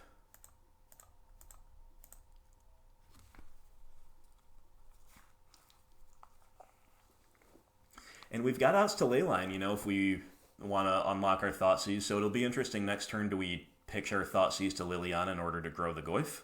Or do we hang on to it in case we draw, like, Pulse? Either way, we're jamming Lily.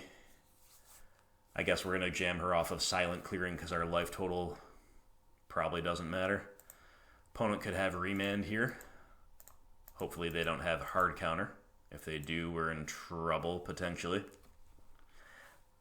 Yes, she resolves. All right. Let's grow the Goyf. We're going to pitch Thoughtseize, grow the Goyf. Ideally, the opponent will pitch another different type. They do. They pitch an extra Leyline. Sweet. The clock is on. I was going to say, because they might not be able to afford to pitch a land unless that's just like all they've got, right? So...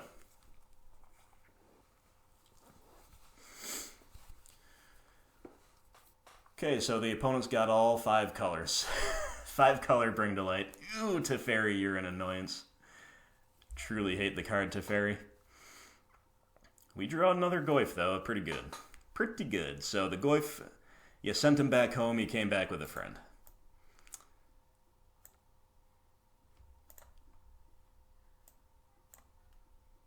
This is a very clean progression we're having. We get a Saheeli in the yard. Cool.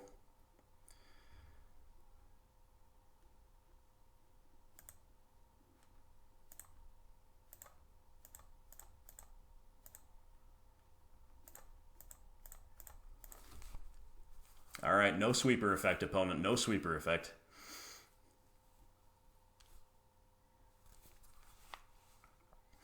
No sweeper effect. No sweeper effect. Okay. None that I know of that can be cast for these colors, but you never know. Felidar Guardian. Yeah, super annoying. Bounce Teferi. Teferi bounces another Goyf. We cannot even Edict them because of the Leyline. But, alright, Forest.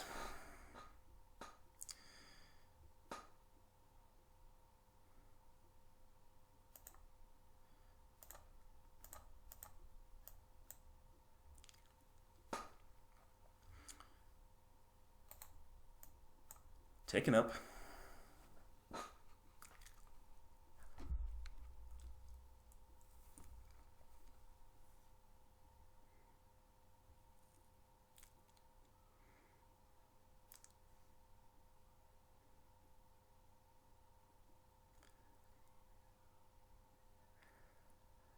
So we'll see what the opponent discards here, but it's really interesting to say, should we attack the Teferi or should we just race the opponent? Attacking the Teferi is better if they're going to have another blink effect in hand, because then it's going to bounce another Goyf again and just keep slowing down our clock even more. But I think we're probably supposed to race, but let's crack the clearing in case we draw a Fatal Push.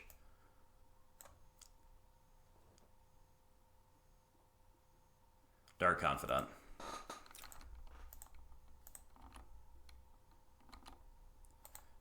Yeah, it'd be a lot to... Yeah, I'm going to attack the opponent. It'd be a lot to ask for them to have something that punishes us for this. Be a lot more comfortable if we just pushed that Guardian, though, that's for sure. Alright, opponent, hope you have bricks, my friend. Hope you have bricks. Another Teferi. Okay. Well, that would have really punished us for attacking the Teferi. So I'm glad we didn't. Very glad we didn't. But the opponent keeps buying themselves time, and Leyline of Sanctity is very annoying. But if we could top deck Pulse or Trophy for the Leyline, that might actually be the play, and then just ult the opponent. But... okay, we draw Pulse. Is that what we do? It's gotta be, right? Because they've got 5 lands, we can... yeah, that's gotta be what we do. Yeah, obviously, once again, they could have Remand or whatever, but... Pulse the Leyline. The opponent hesitated with the Felidar Guardian. I think they thought about attacking with it to take us off of ult in case this happened. This is a big decision, but I think we're doing it.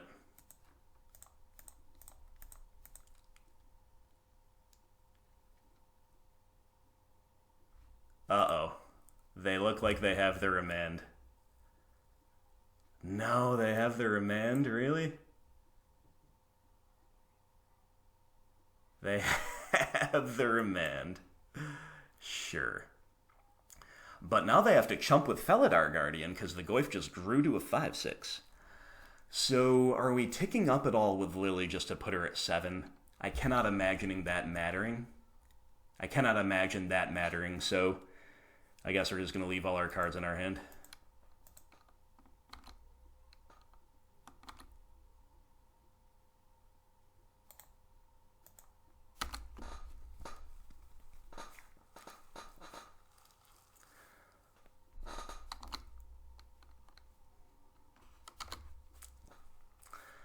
Alright, Goyf is even bigger. What did the opponent have? Nothing. We got there, guys. We got there against what I didn't even necessarily know. You know, it could have been Bring to Light, Scape Shift.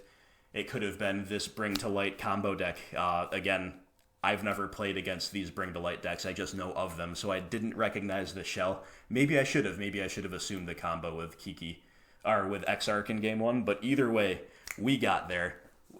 Guys, what a debut for Abzan Stoneblade, right? All the matches are close. They've all been fun. They've all been good. I've got to go check in with my family. I'll be right back.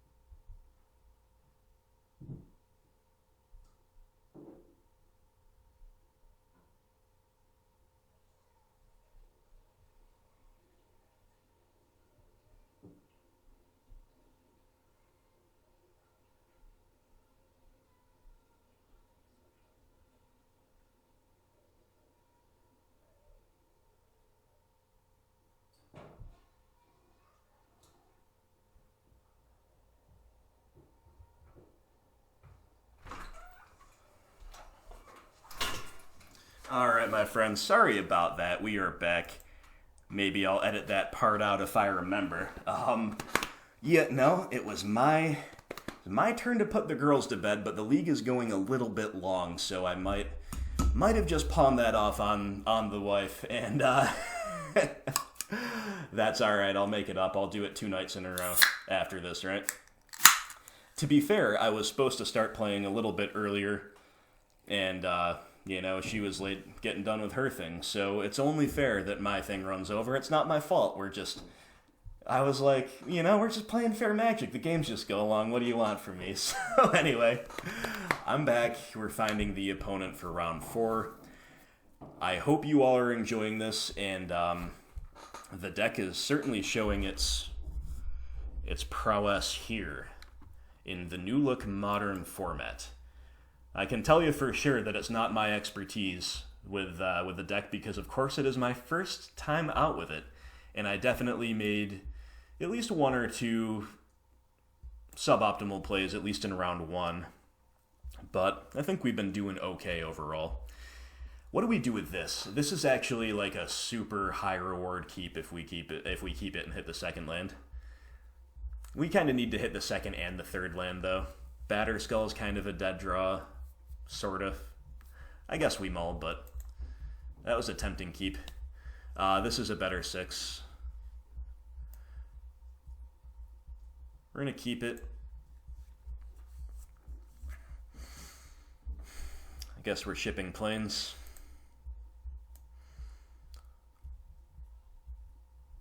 I'll regret that if we're against burn, but otherwise I think that's the land to put back.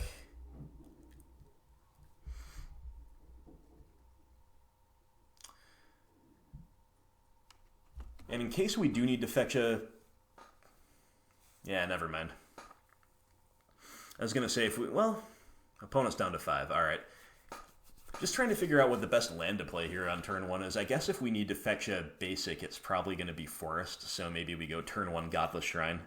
And then if it's the play, we can go turn 2 Heath for Forest, Goyf, or Stoneforge. All right. Opponent's down to 5 cards. We're going to Thoughtseize them, see what they're up to.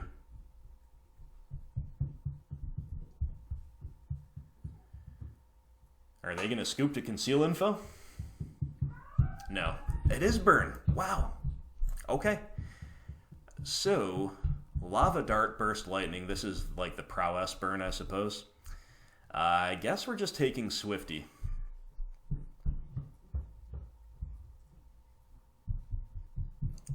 We could also just take Light Up the Stage to make sure they don't really recover. Let's think about this one. Alright, so Light Up the Stage, Lava Dart, Burst Lightning. If we take away Light Up the Stage, it just doesn't grow the Goyf quite as much as if we take Swifty or an instant. I'm going to take the Swifty. Yes, Light Up the Stage could be annoying, but they need to draw lands for that card to be good, right?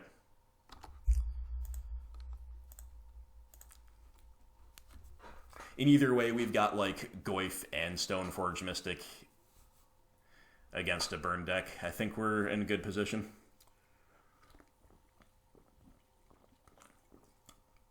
They mulled the 5 as well. Stoneforge getting Batterskull is going to, at the very least, prompt them to point some spell at the board.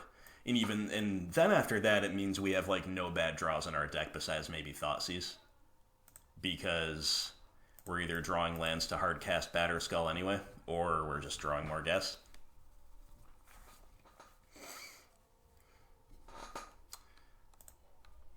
Opponent will cantrip with a Crash Through and then pass. That's, needless to say, very good for us. We will go get Batterskull. Don't mind if I do.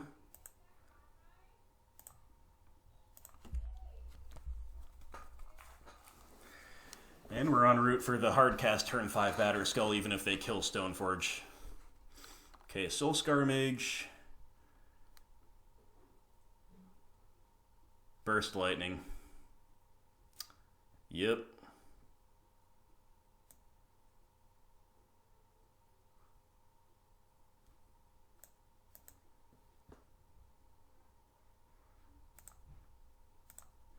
So, one unknown in the opponent's hand. We draw Skoos, even better. Wow. Alright, I guess we're going to play out the Skoos, and, you know, we don't need to really care too much about protecting it.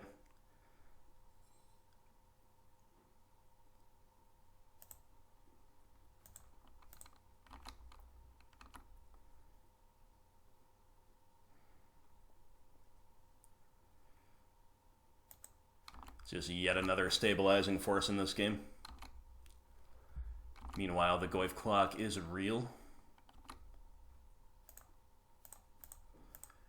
And we're just going to eat their Swifty main phase to play around, you know, 1 and 2 damage effects like the Lava Dart. twice and whatever else. We're just gaining life, we're just forcing them to keep trying to control the board when we have the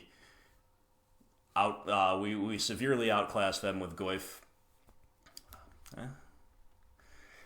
Alright, this is interesting. Do we take this hit? Like, this just turns on light up the stage is the only reason I wouldn't take the hit. But whatever. We won't take it. Or we will take it, rather. We've just got Batter Skull next turn. I just don't think it matters.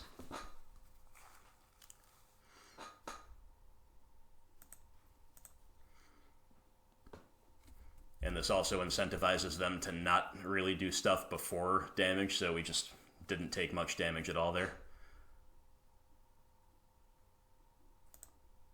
So, Fiery Islet and Swifty were their finds, but they don't cast them. Instead, they're doing the Lava Dart thing. We draw Lily. That's cool. But not as cool as Batterskull.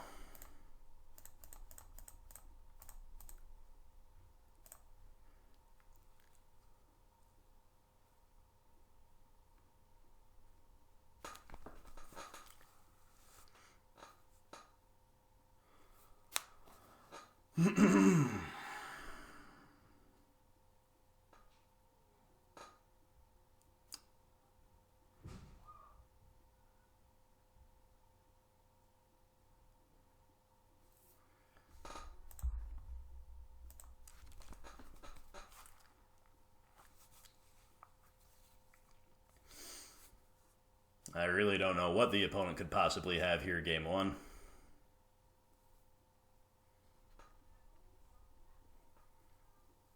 Bedlam Reveler. Okay. That's pretty good, but...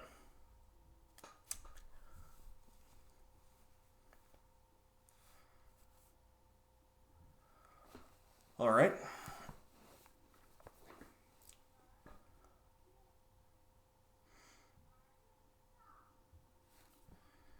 So we could re-equip the Batterskull to the Goyf. Or we could just play Liliana, Edict, and then also attack with Treetop Village, and that's lethal if two things get through, so I guess that's what we'll do.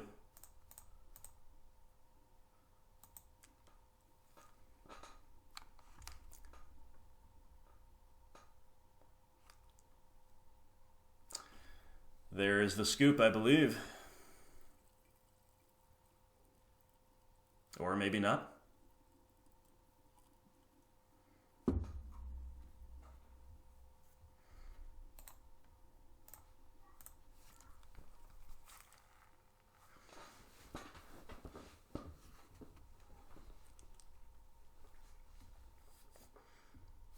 Okay, sure, so if they damage something here with Soul Scar, then maybe we don't exactly have lethal, but we're connecting with a whole lot of stuff.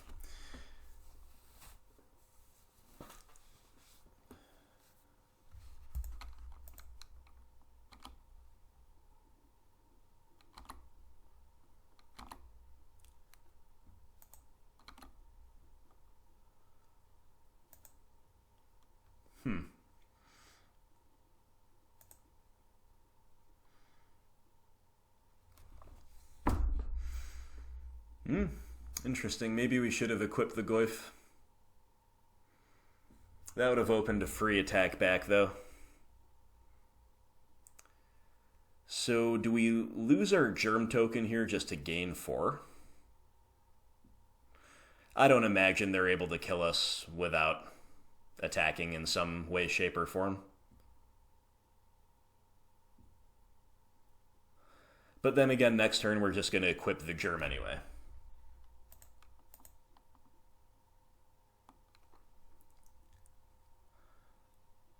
So let's attack with the Germ and the Village. I kind of like that. It's a cheeky attack. We'll leave the Goyf back. They're either going to let the Village through, or they're going to... Yeah, okay. Oh, they also paid a life, too, so they are just dead. I didn't realize that, I'll be honest. So what I should have done there, the optimal play, was to move to the beginning of combat. Anyway, doesn't matter, we got there. It's just so they didn't have that mono floating, but it's all good. All good. Yeah, I mean, they had some stuff to try to make a comeback, but of course, a little bit tough against when you mull against the Tarmogoyf into Stoneforge into Batterskull progression, right? So, what do we like against the mono red prowess deck? Well, there's not all that much. Nihil Spellbomb, I don't know if this card should be in now that Phoenix is probably not in their deck, but it's free enough that it's probably fine to play.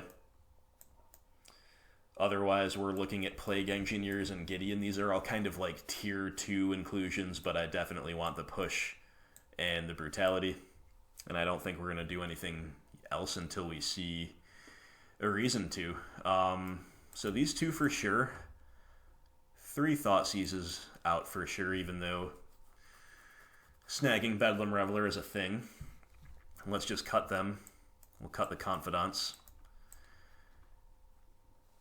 And how does Gideon stack up relative to stuff like Tireless Tracker? I can see one Gideon being better than one Tracker. Why don't we side like this? Looks good enough to me.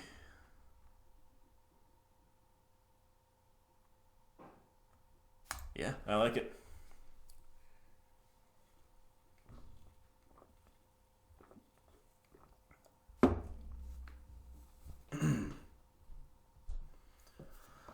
I like it, I like it, I like it a lot.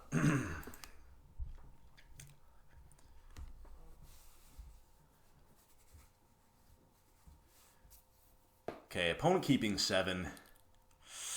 Our hand is deeply mediocre. This is an extremely mediocre hand. Like, it has Skoos, but we have no way to make Skoos good. And then we're, like, ramping them with our only interaction. The other stuff is clunky. I think we should mull. This is unplayable. We go to 5. This is a very bad 5, but we'll keep it. Bottoming. Okay. So we're going to be left on a 3-lander. It's tempting to keep Peatland because it can unmulligan us at some point, but I don't know if we're supposed to. But I think we need to play for the slightly higher upside of doing so, so we're going to bottom 1 Shockland and 1 Fetch Land. We're going to keep Peatland around. And that gives us a little flood insurance, and again, a chance to unmulligan ourselves, but our position is very poor right now. We need some real good stuff off the top. Path to Exile. Alright, I mean, I might use it. Might use it here on turn 1. We have to Fetch and Shock to do so, which is just mind-blowingly bad to cast a turn 1, or turn 2 in this case, Path, but maybe that's what we do. I don't really know. Okay, it's a Monomorphos turn. Looks like we're pathing. Looks like we're pathing. Oh, boy.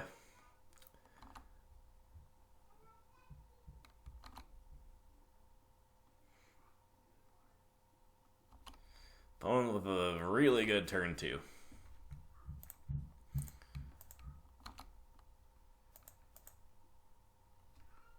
Yep, I'd rather path than take 4.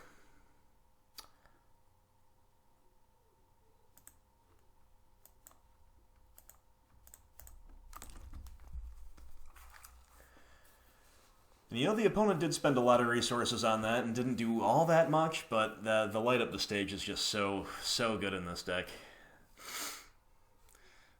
Treetop Village, sure.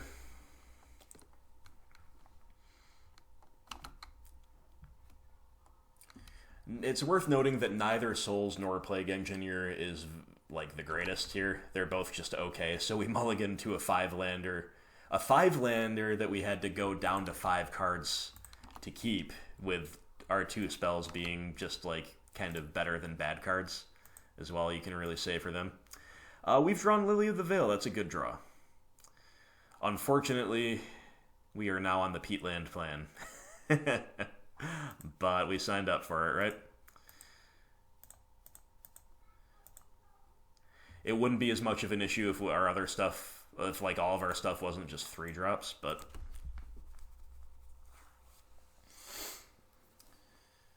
C'est la vie. So now we need to find an answer to the shrine as well as just ways to stabilize overall. Opponent's going to end step Lava Dart the Lily. That's really interesting. That's a mana-efficient play, but they don't really need to be mana-efficient right now, which leads me to believe they have a Bedlam Reveler in hand.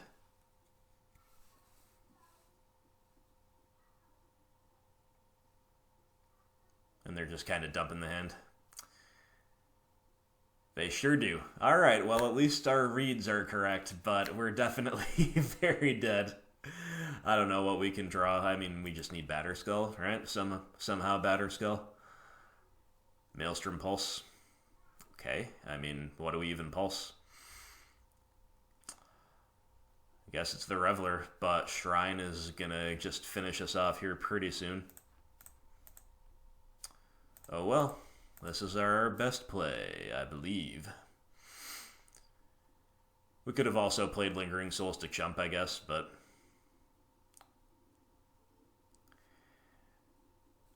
that's just like delaying the inevitable, whereas here I think we're supposed to be playing as though they're going to just brick for the rest of the game.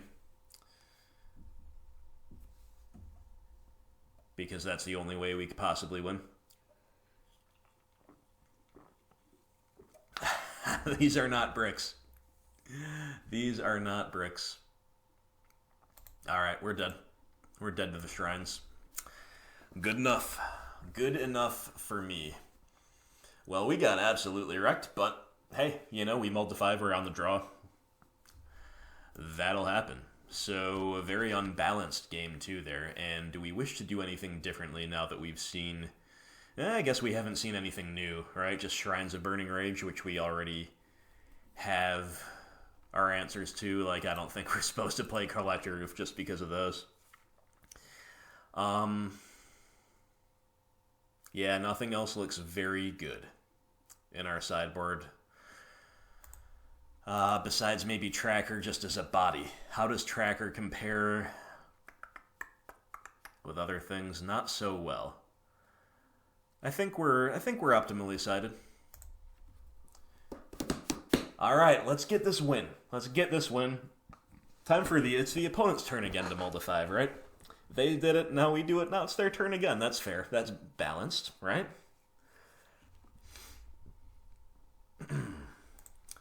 Yes, I would like to play first, and it is a Stoneforge Mystic hand. I guess we'll keep. It's a pretty awkward hand overall, but it's got things. It's got things to do. We need to get Temple Garden with this Marsh Flats. And, I doubt we're in the turn 1 path plan again because we're on the play, but you never know. We could turn 1 path if we really needed to. Soulscar Mage. I mean, obviously that'll resolve. I don't think we're supposed to blindly path. That could really unlock their hand and just accelerate them even if it doesn't unlock their hand. Really wish we had a Fatal Push.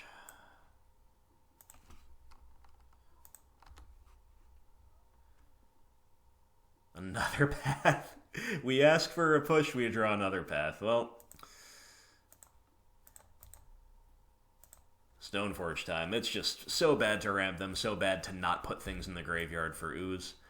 That is why I personally chose to play for push and 2 path in the 75, but we are seeing the cards and the cards that we're less likely to see, and also the wrong ones in the matchup are the ones that we're seeing. So bad times, but at least we have answers, alright? At least we're not cold.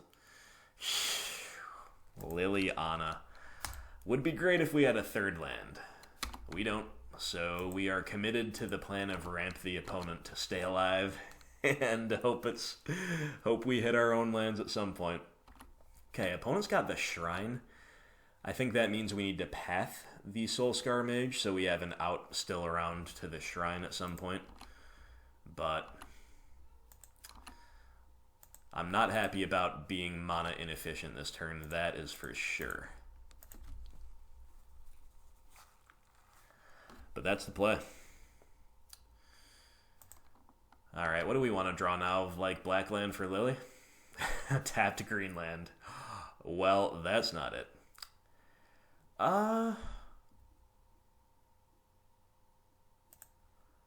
Guess we gotta run out the Skoos here. We could play around the shrine, but, you know, Skoos is just not that high value right now anyway, so whatever, we'll just run out our bear. But we could have held up Trophy instead. Would be better against a hasty threat off the top, and also would allow us to play around the shrine.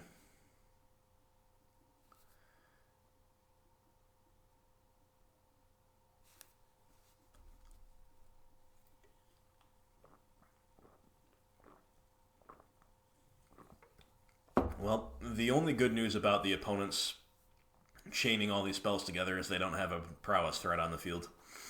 But man, is it bad. And man, are we punished for ramping them. It just really sucks. The only good news here... Oh my god, they have their Reveler too. Well, you know, they just get to refill their hand, which is obviously terrible, but at least we can path the Reveler and trophy the shrine, right? At least there's that. Okay, they're just lava darting the Skoos. That's fine. That's fine. We draw another Skoos, sure. So here we gotta trophy the shrine before they untap with it. And we're gonna path the Reveler. It's the type of game where they might actually run out of basics in a mono red deck. Probably not, but we're gonna get close. Another shrine. Oh no. Oh no. Lava Spike, yep.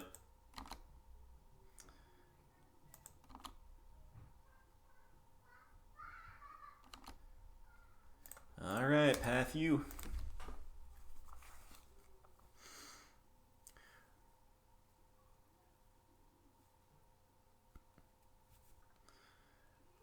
The shrine is a huge issue now, though, because like our life total is still low. Alright, we draw another trophy for the shrine. That's cool. We need to do something more proactive this turn, though. I think I'm going to play another Skoos. We got to be mana efficient.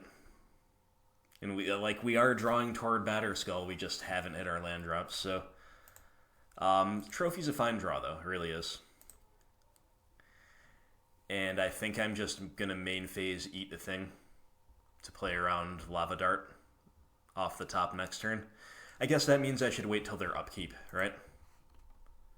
Oh, they have Lava Darts here anyway, right? Okay. I still think this is fine. But now we need to kind of play chicken with their Lava Darts.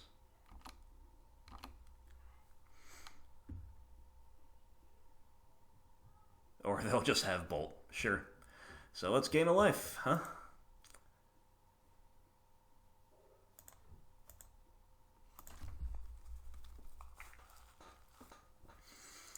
Okay, so their shrine is going to smack us. Yeah, I mean, maybe we're supposed to hold up trophy there. I don't know. We're just, like, so screwed. We're just so mana screwed. Okay.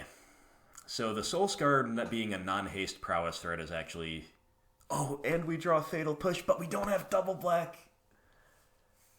Deck, what are you doing to me? What are you doing? So they're going to get the shrine off either way. Oh my goodness, this is so tilting.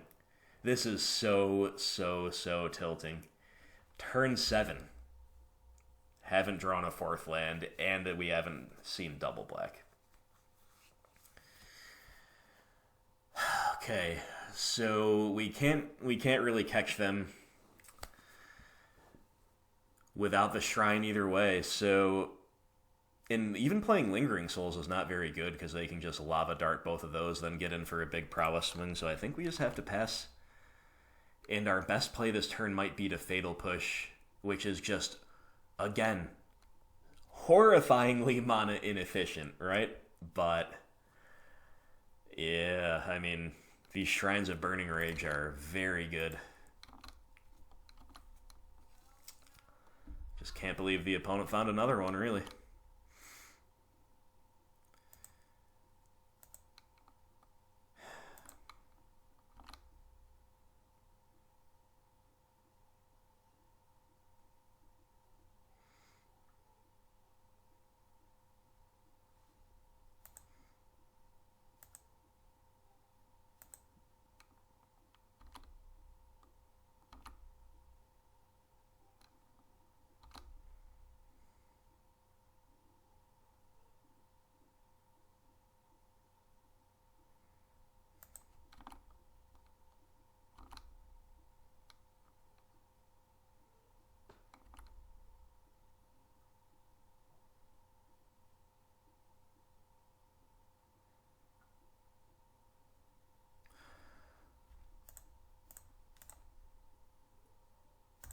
Yep, gotta push. Man, you know, now we wish we had the paths, right? Because path would actually allow us to just cast both our spells. We would have, of course, cast Trophy last turn. But, yeah, we're now just dead to the Shrine. Yep. Unbelievable. Unbelievable way to lose.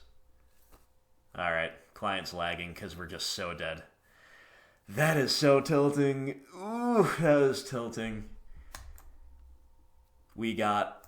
Our luck has come to an end officially as of Game 2 of that match. We mulled to a barely playable 5 and got absolutely curved out on hard. And then they curved out on us brutally there. And we just never hit our land drops, really. So, that's tough, my friends. That is tough. But you know what? We did have a decent share of luck, I suppose, overall. It's hard for me to see exactly how good our curves out have been with our first time out, but we'll keep this one. Opponent will mulligan. Kind of a lot of mulligans on both sides of the table this league, which admittedly I think does play to the BGX deck's favor. If both decks are mulling, I think on average it does favor us. Bloodstained Mire. Well, I'm still having Hogak flashbacks, but I know it's not going to be that. Yeah, who knows what it is. It's just a question of what to fetch for, really, based on what we think it might be. But I think we obviously need green. I guess we basically need double black, too. So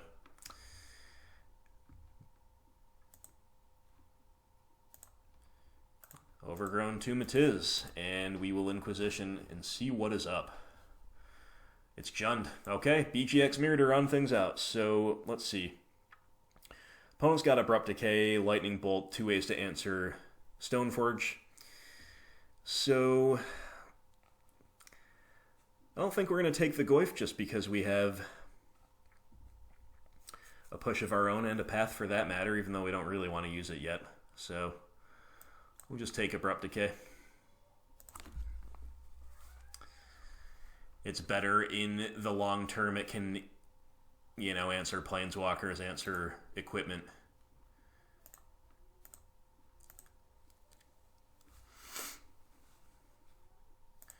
Here comes that Goyf. We want to draw lands here. Just want to draw lands. We've drawn a Pulse. Alright, I'm going to go Stoneforge here.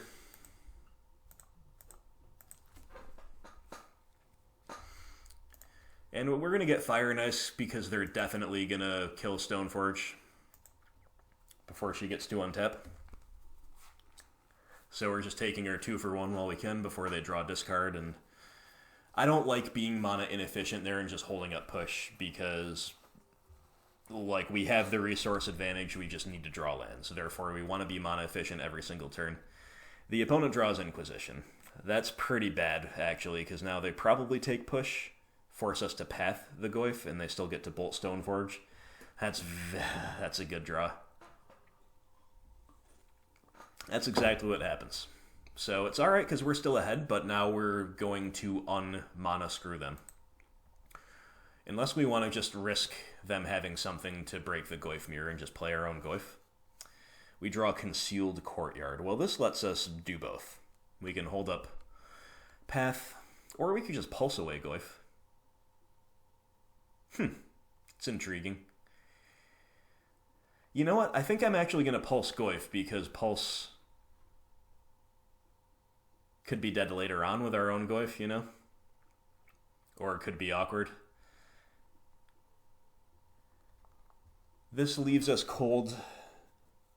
This leaves us relatively cold to them having a Liliana of the Veil, but they would need to have a Lily in hand now and draw an untapped land for her next turn, which is pretty low odds of both, right? So just Pulse the Goyf. Hope they've got a bunch of clunky cards stuck in hand and they never hit the third land.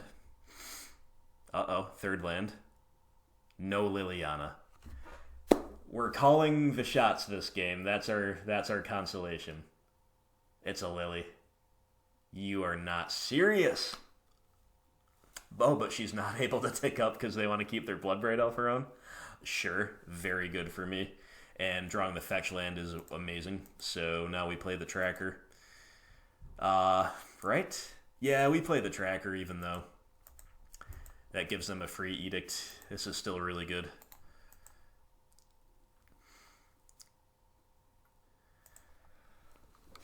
Normally I would fetch now, but it's very awkward because we don't want to shock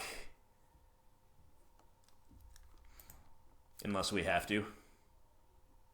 Like if this was a Marsh Flats, I'd just go get a basic Plains and pass. But we'll pass. If the opponent sequences well, they, I guess, will go Edict first, giving us no information anyway, but we might as well give them the chance to misplay. Yes. Alright, so we're going to... We're just not going to take the unnecessary damage. So if they have the Bloodbraid, we get punished for not shocking, but I think this is correct.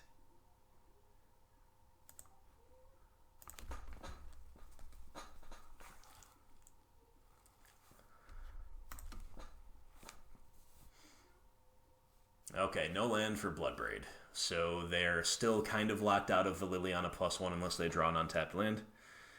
Next turn. And we draw a Lily of our own. That's a nice draw. What are our options? So, you know what we can actually do is Lily... We can Lily Edict and hold up Path for the Bloodbraid, or we can Lily +1. But I think we are interested in keeping their +1s bad. So I'm just going to Edict. Our low life total is my biggest concern at the moment. But we will Path with the clearing if we have to, right?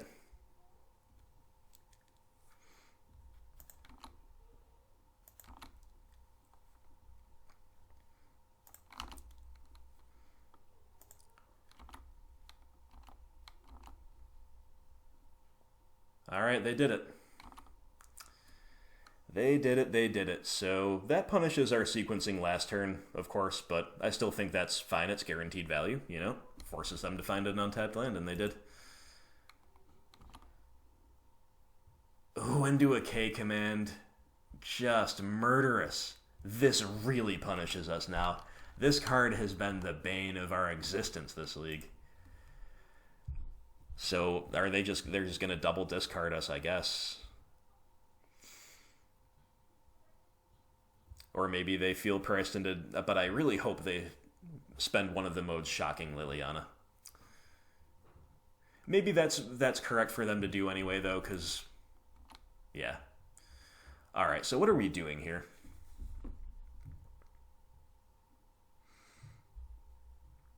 Think we've just got to pitch the sword. Path the Bloodbraid.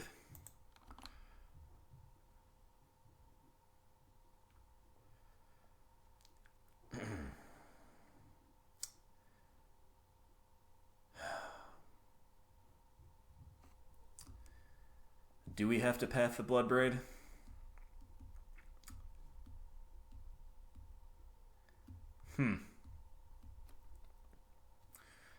I mean, Goyf is...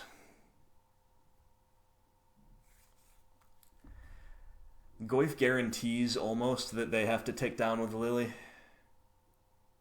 Taking 3 here really sucks, though. Alright, so... I'm going to pitch Path. I'm going to pitch Path and try to overload the Liliana next turn. We have our draw for turn.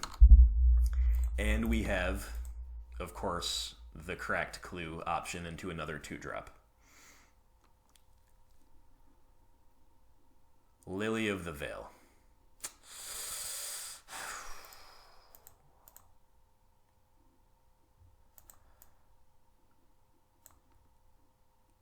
We draw Skoos.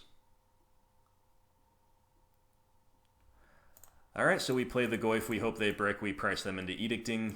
We go to 2. And then maybe we can take over the game from there.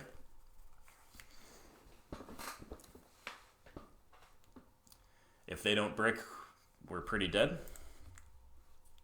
One imagines, but...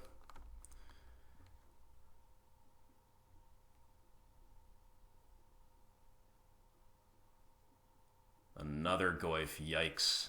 Okay, we need to draw Fatal Push. We drew Fatal Push! Okay, we're going to be at 1. We're still probably going to lose because we're against a red deck, but push into Edict is our way to stay alive. I didn't have to main phase that push, but whatever. Doesn't matter. Okay, well, we could slowly eke our life total back up to full health with an ooze. Nope, they're going to draw an Inquisition. Okay, scratch that. Okay, what? We draw Batterskull? Very awkward. Just silent clearing is just killing us. Literally killing us. So now we have to crack a clue. Lingering Souls. Alright. At least that's something that's fine to pitch, but once again, clearing is so annoying right now. And we can't even really depend on cracking it. Because, of course, now we want to just hit 5 mana to hard cast a Skull, but I think we're supposed to because we can't use this anyway, right? We can't use this anyway because we're at 1 life, so let's just crack it. Batterskull Dream's probably dead. We draw another Liliana. At least that's a free pitch to her +1.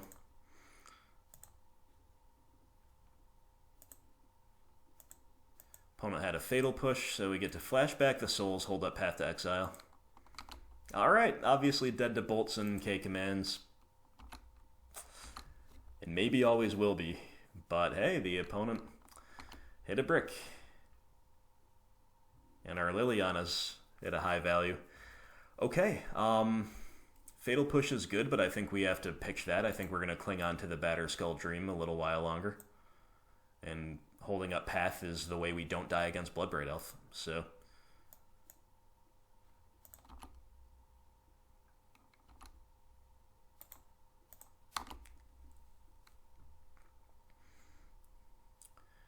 Well, we're clinging on for dear life, my friends. How funny would it be if we won?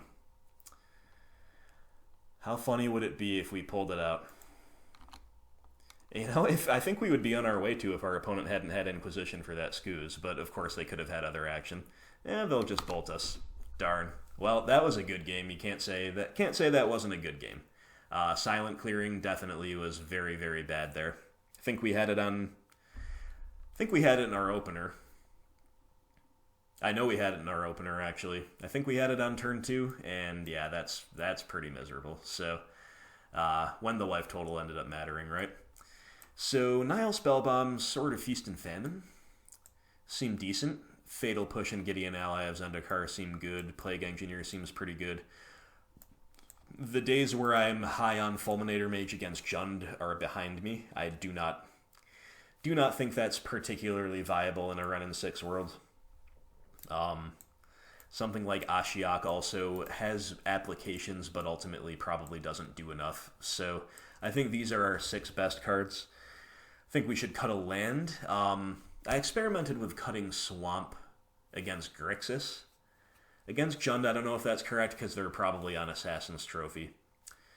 So why don't we just cut a Blooming Marsh? Feels a little bad to lose a green source for the Skoos battles, but I think we'll live. And so historically against Jund, I have definitely been a favor of siding out all discard, but again, with the rise of Ren and 6, feels like we should be leaving at least some number in, but I'm more inclined to do that on Rock. Here we have more 2-for-1s with Stoneforge Mystic and Lingering Souls, and now Gideon, maybe we have enough to keep up with them without playing discard. We're going to be on the play. I think we want less discard on the play than the draw. And I'm just looking at everything else seems good in our deck. You know, Dark Confidant can be a bit of a liability, but he's still a card that can take over the game if they don't have an answer, right? So if we bring in all 5 of those, like, we are considering moving away from these cards, and I think on the play we want Bobs over discard. So let's cut, we'll leave a Thoughtseize over an Inquisition. It's Snag Bloodbraid, so we'll cut almost all discard on the play. Hopefully we will take them to Game 3, and then we'll have to make a tougher decision on Game 3, whether we like Bob more than we like more discard. I don't know. It's a borderline one, but I like this configuration on the play. We will play first. We've got a keeper. Definitely a nice one.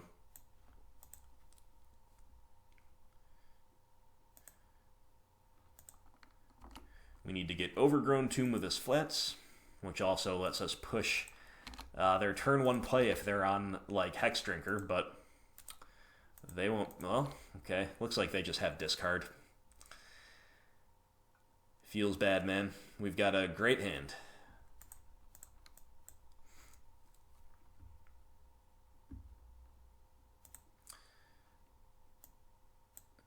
So you imagine they take Stoneforge here? Maybe Liliana if they feel they really cannot beat her.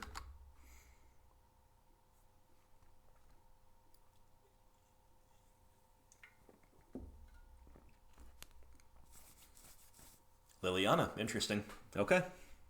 Well, we get our guaranteed 2-for-1, and we'll have to take it from there. And we draw another Lily. Life is good. Life is really, really good.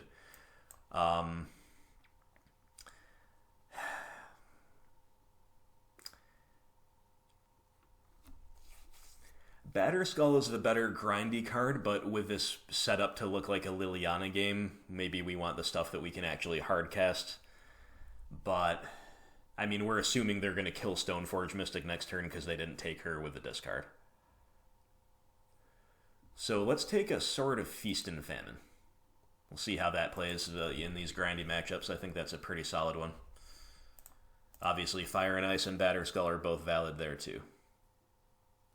Fatal Push, Fatal Push. You got it. Well, it's a Liliana time, despite our opponent's best efforts, or we could cast another 2-for-1. But I think I'm going to go Liliana and pitch Fatal Push.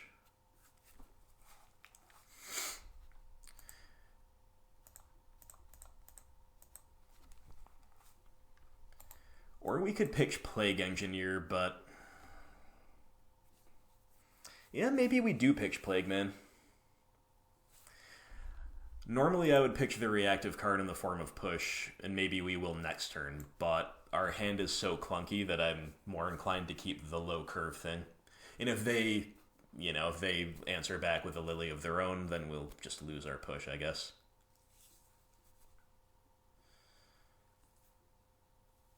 No Liliana, no play to the board. Alright, we draw Liliana. Okay, that's a free pitch, I guess.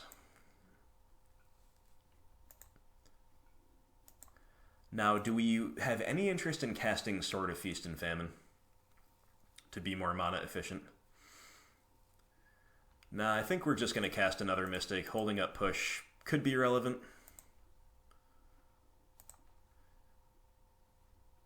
This time we'll get Batterskull, I guess. I don't really know what's correct there. I'm at the end of a very long league, and this is my first time with Stoneblade, so that could be incorrect. Opponent's got another Bloodbraid Elf after pitching the first one to Lily.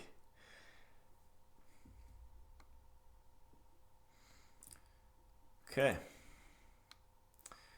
Well, that's pretty good for us that they cascade into a pushable threat. Because now we get to actually activate Stoneforge.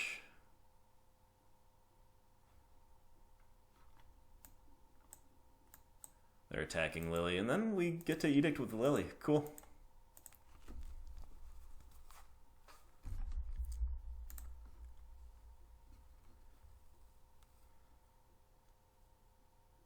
We draw Godless Shrine. It's not quite good enough. I think we take the guaranteed value of the Edict. Like, ticking up loses us something no matter what we do. So, sure, we'll just Edict. We might struggle to protect the Liliana anyway. The other thing we could have done is just pitched the Shrine, but I'm cool with this as well. Let's hope they don't have the K command.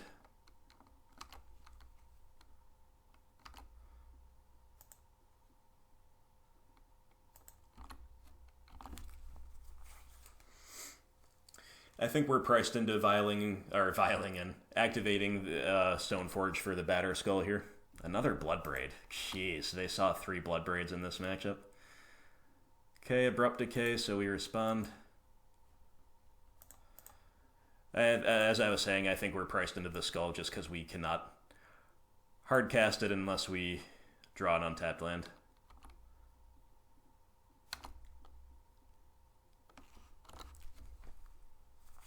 You want to attack? Yeah, I didn't think so. I didn't think so. Okay, I was going to say, but an untapped land would be pretty sick for the sword being played and equipped, but we don't have it, so let's just attack and see what they've got. If anything. All they can really have here is Fatal Push, as far as I can tell. Alright, we connect. Lovely.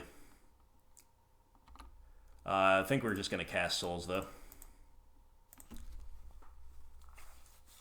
It's a pretty good draw. It feels clunky in some ways, but it was a pretty good draw.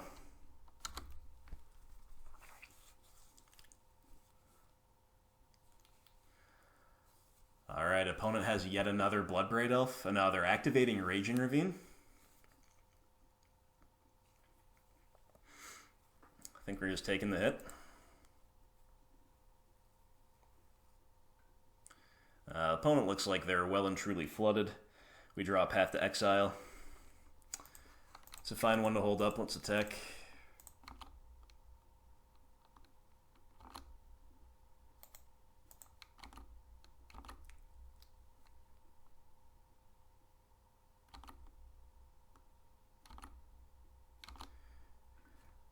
I'm actually going to cast Sword here because the Spirits, going too all in on the Spirits is weak against Plague Engineer.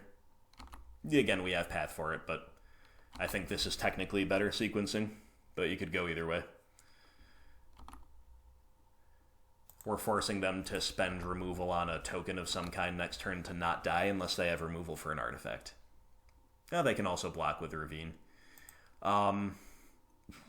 Do we want to Path our Spirit to get a land? That's probably not good. Let's just let them lose 2 life and take our Path. Okay, GG. Alright guys, we are 1 game win away from the 4-1 on the debut. And you know what? Even if we don't get there, it's still a cashed league. It's still a strong debut from this deck. But let's get there. Let's get there. So this was our big question. On the draw, do we ditch the Bobs and play more discard? Now, here's the other thing that's very interesting to note. We haven't seen a Renin 6 in either game. It's possible the opponent cannot afford the 100 ticks per copy for a pixelated version of Renin 6, which I hear you, bro. So, if we can we dare to assume that they might not even be on W6, and if that's the case, Bob is definitely better. That said, even, Renin 6 or not, he's still worse on the draw.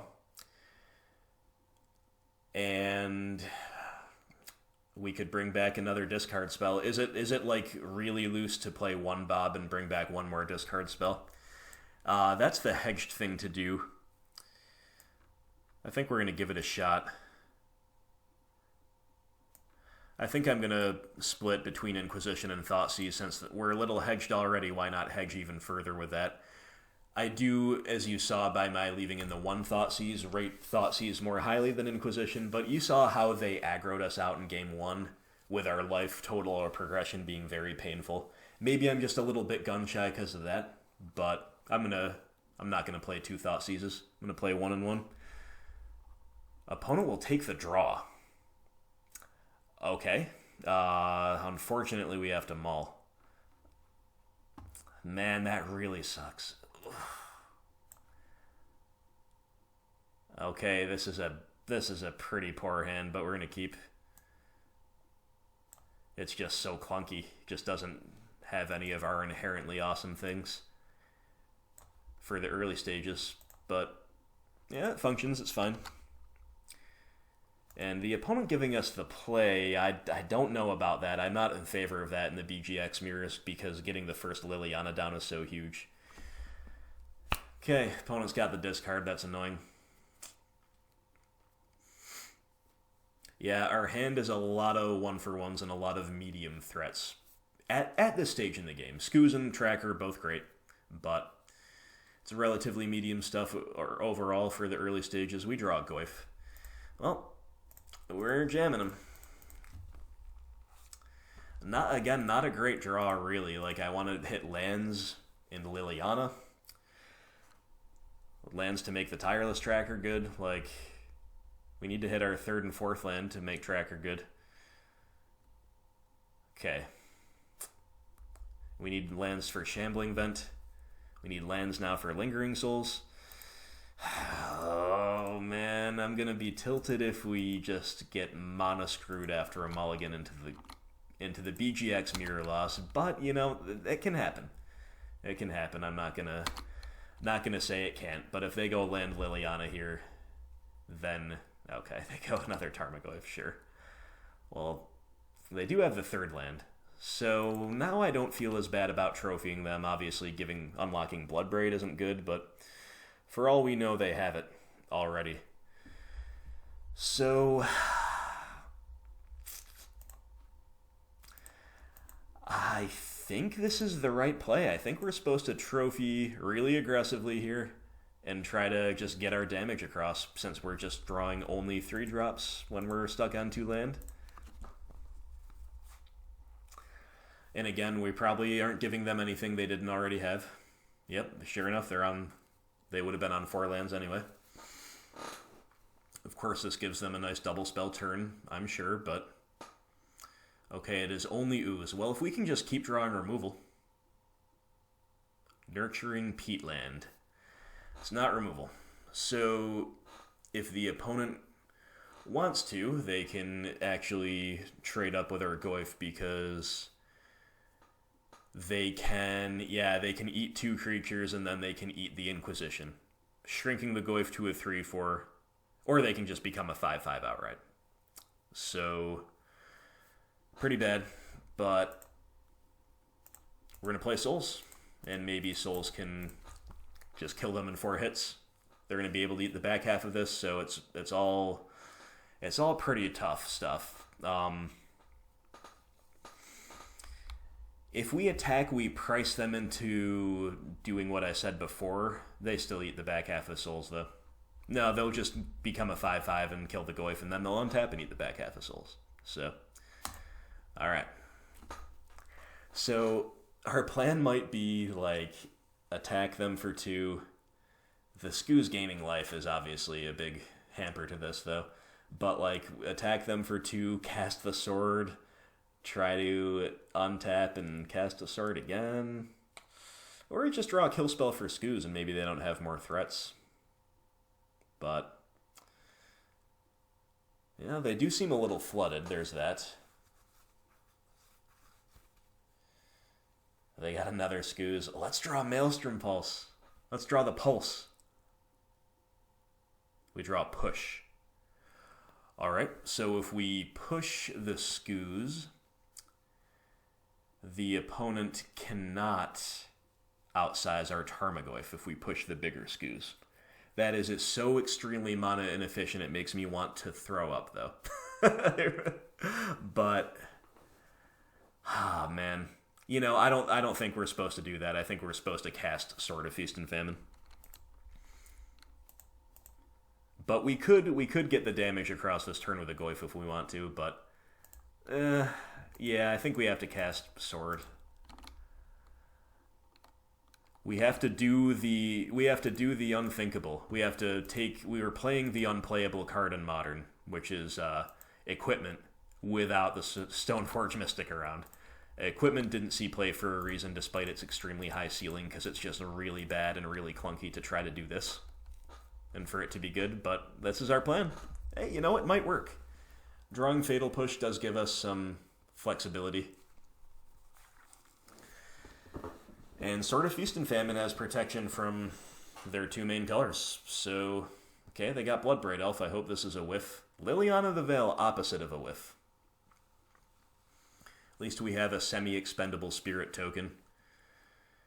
If they do Edict, maybe they just take up two. Who knows? Who knows? Who knows? Yep. Yeah, I guess we're losing a spirit. Then they've got Inquisition. Oh, what a turn. Bloodbraid into Lily, into Inquisition for our push. Yikes. Well, at least they only have one good attack. And at least we're going to untap with a sword. We draw a trophy. Alright. We're just going to suit up the Goyf.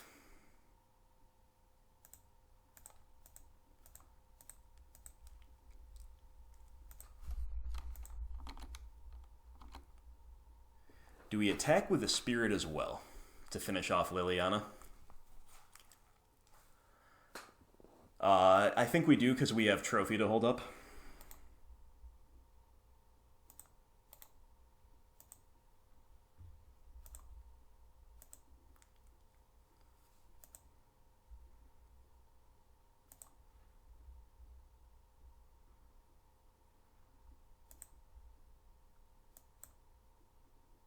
Alright, we got the Bloodstained Mire out of their hand, and are we going to close out the game with a Sword of Feast and Famine on a Tarmogoyf? We might. We really might, guys. We really, really might. They don't have enough things in the yard to gain enough life to stay alive with Ooze. I don't know what they could have with only one card. They're attacking all out. I guess we're just going to trophy the Skoos.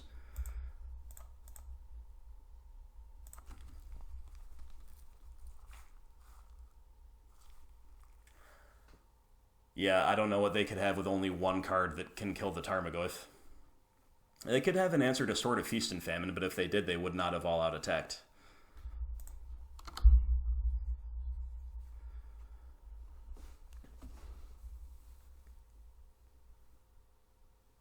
Could have like a Damnation, maybe? Are they just dead? Question mark, are you dead? Question mark? Oh, our games have been intense. Very, very intense. Very, very intense. What's the last card? You're tapping green? That can't be good for you. If you're tapping green, right? Okay. Well, we drew a Maelstrom Pulse. I guess the play is to play Tracker and assume that's going to be a good thing to do. Like, yeah, I don't know what they could have. Play the Tracker. It's a body that trades, if nothing else. And if somehow they stay alive, we get mana efficient, we get to untap.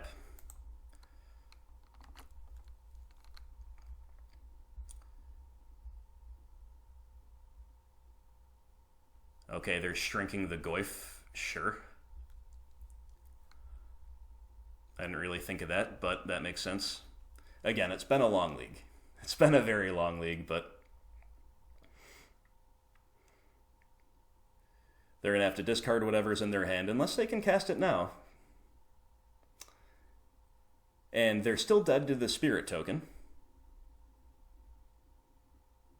That's the match. My friends, we did it. Oh, and if we didn't get screwed games 2 and 3 against Mono Red Prowess, we could have 5-0'd on the debut.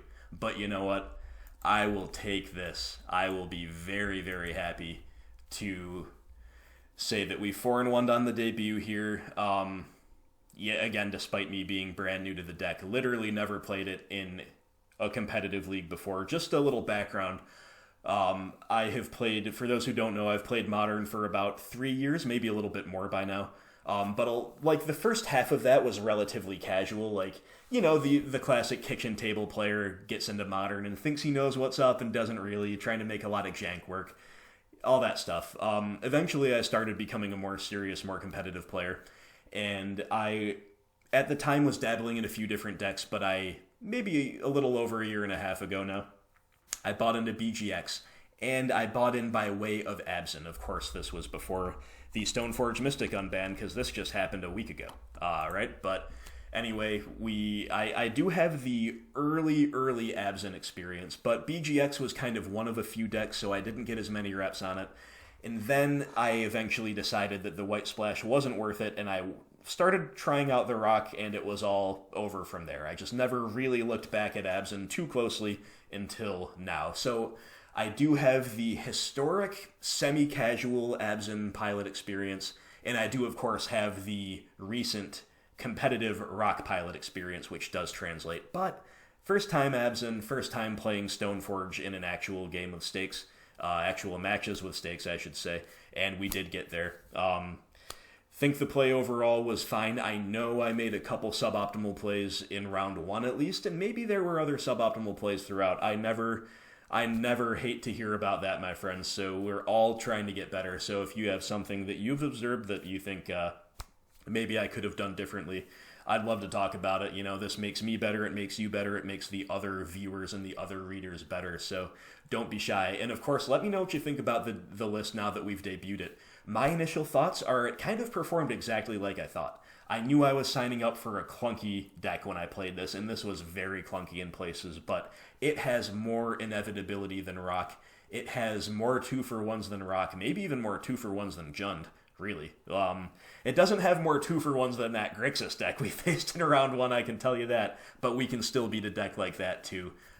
So leaving the clunk aside, the power of Stoneforge Mystic was abundantly clear. Not only did Stoneforge Mystic bury some decks, including a very stylish kill with Sword of Feast and Famine, by the way, here in the final game, we also lost one of our games to an opposing Stoneforge Mystic out of that D&T deck, Eldrazi in taxes, rather. So anyway, this is exactly what I thought. I thought the deck would be powerful, I thought it would have good inevitability, and I thought it would be a good shell for Stoneforge Mystic, but I thought it would also be prone to almost more clunk than is acceptable in Modern. But you know, it's good enough to 4-1. I don't think the clunk is really why we lost the match we lost. I think we just mulliganed too hard and didn't have the right mana, and our opponent had a really good curve out in both games they beat us. So I don't think it was necessarily too clunky. I think our deck just failed to keep up in that particular match. So you'll have to let me know what you think. We can, of course, make changes to this. I'm going to keep playing Abzan Stoneblade on this channel. I am going to play Rock probably next before we go back to Stoneblade. And I think we have a couple patrons who have earned a donation league this month, so I'll have to message those fine fellows, see if they're interested in getting down on that, and we'll see what they want us to play. You know, maybe it's a different twist on Stoneblade, maybe it's a different twist on Rock, who knows. But anyway, this was another grindy one, guys. Like I said, I felt like I'd played a whole league after that round 1, so you know, we have to earn our wins. It is difficult. I will tell you it's difficult to play an interactive deck and commentate entertainingly and somewhat intelligently, hopefully, while also playing optimally. But I do my best, and, you know, the results lately have been awesome. We've been 4-1-ing almost every time out. Got a 5-0 on Jund. Got like 1-3-2 lately, and the rest have been 4-1s. It's like 5 straight 4-1s. It's been great. So long may that continue. It's a great time to play any BGX variant.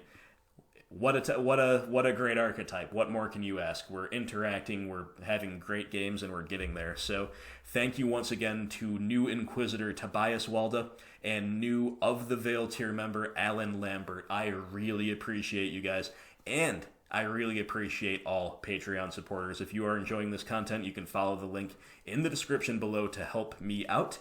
Your donations accumulate toward donation leagues. You get other tier rewards, and it's just a great way to give back to this content. So it makes a big difference in my life. Really appreciate anyone out there who wants to do that. We'd love to have you on board. Thank you so much for watching. Let me know what you thought about this. Another long league, but another fun one and another successful one. I look forward to hearing from you, and I will talk to you soon. Hope everybody out there has a wonderful, wonderful night.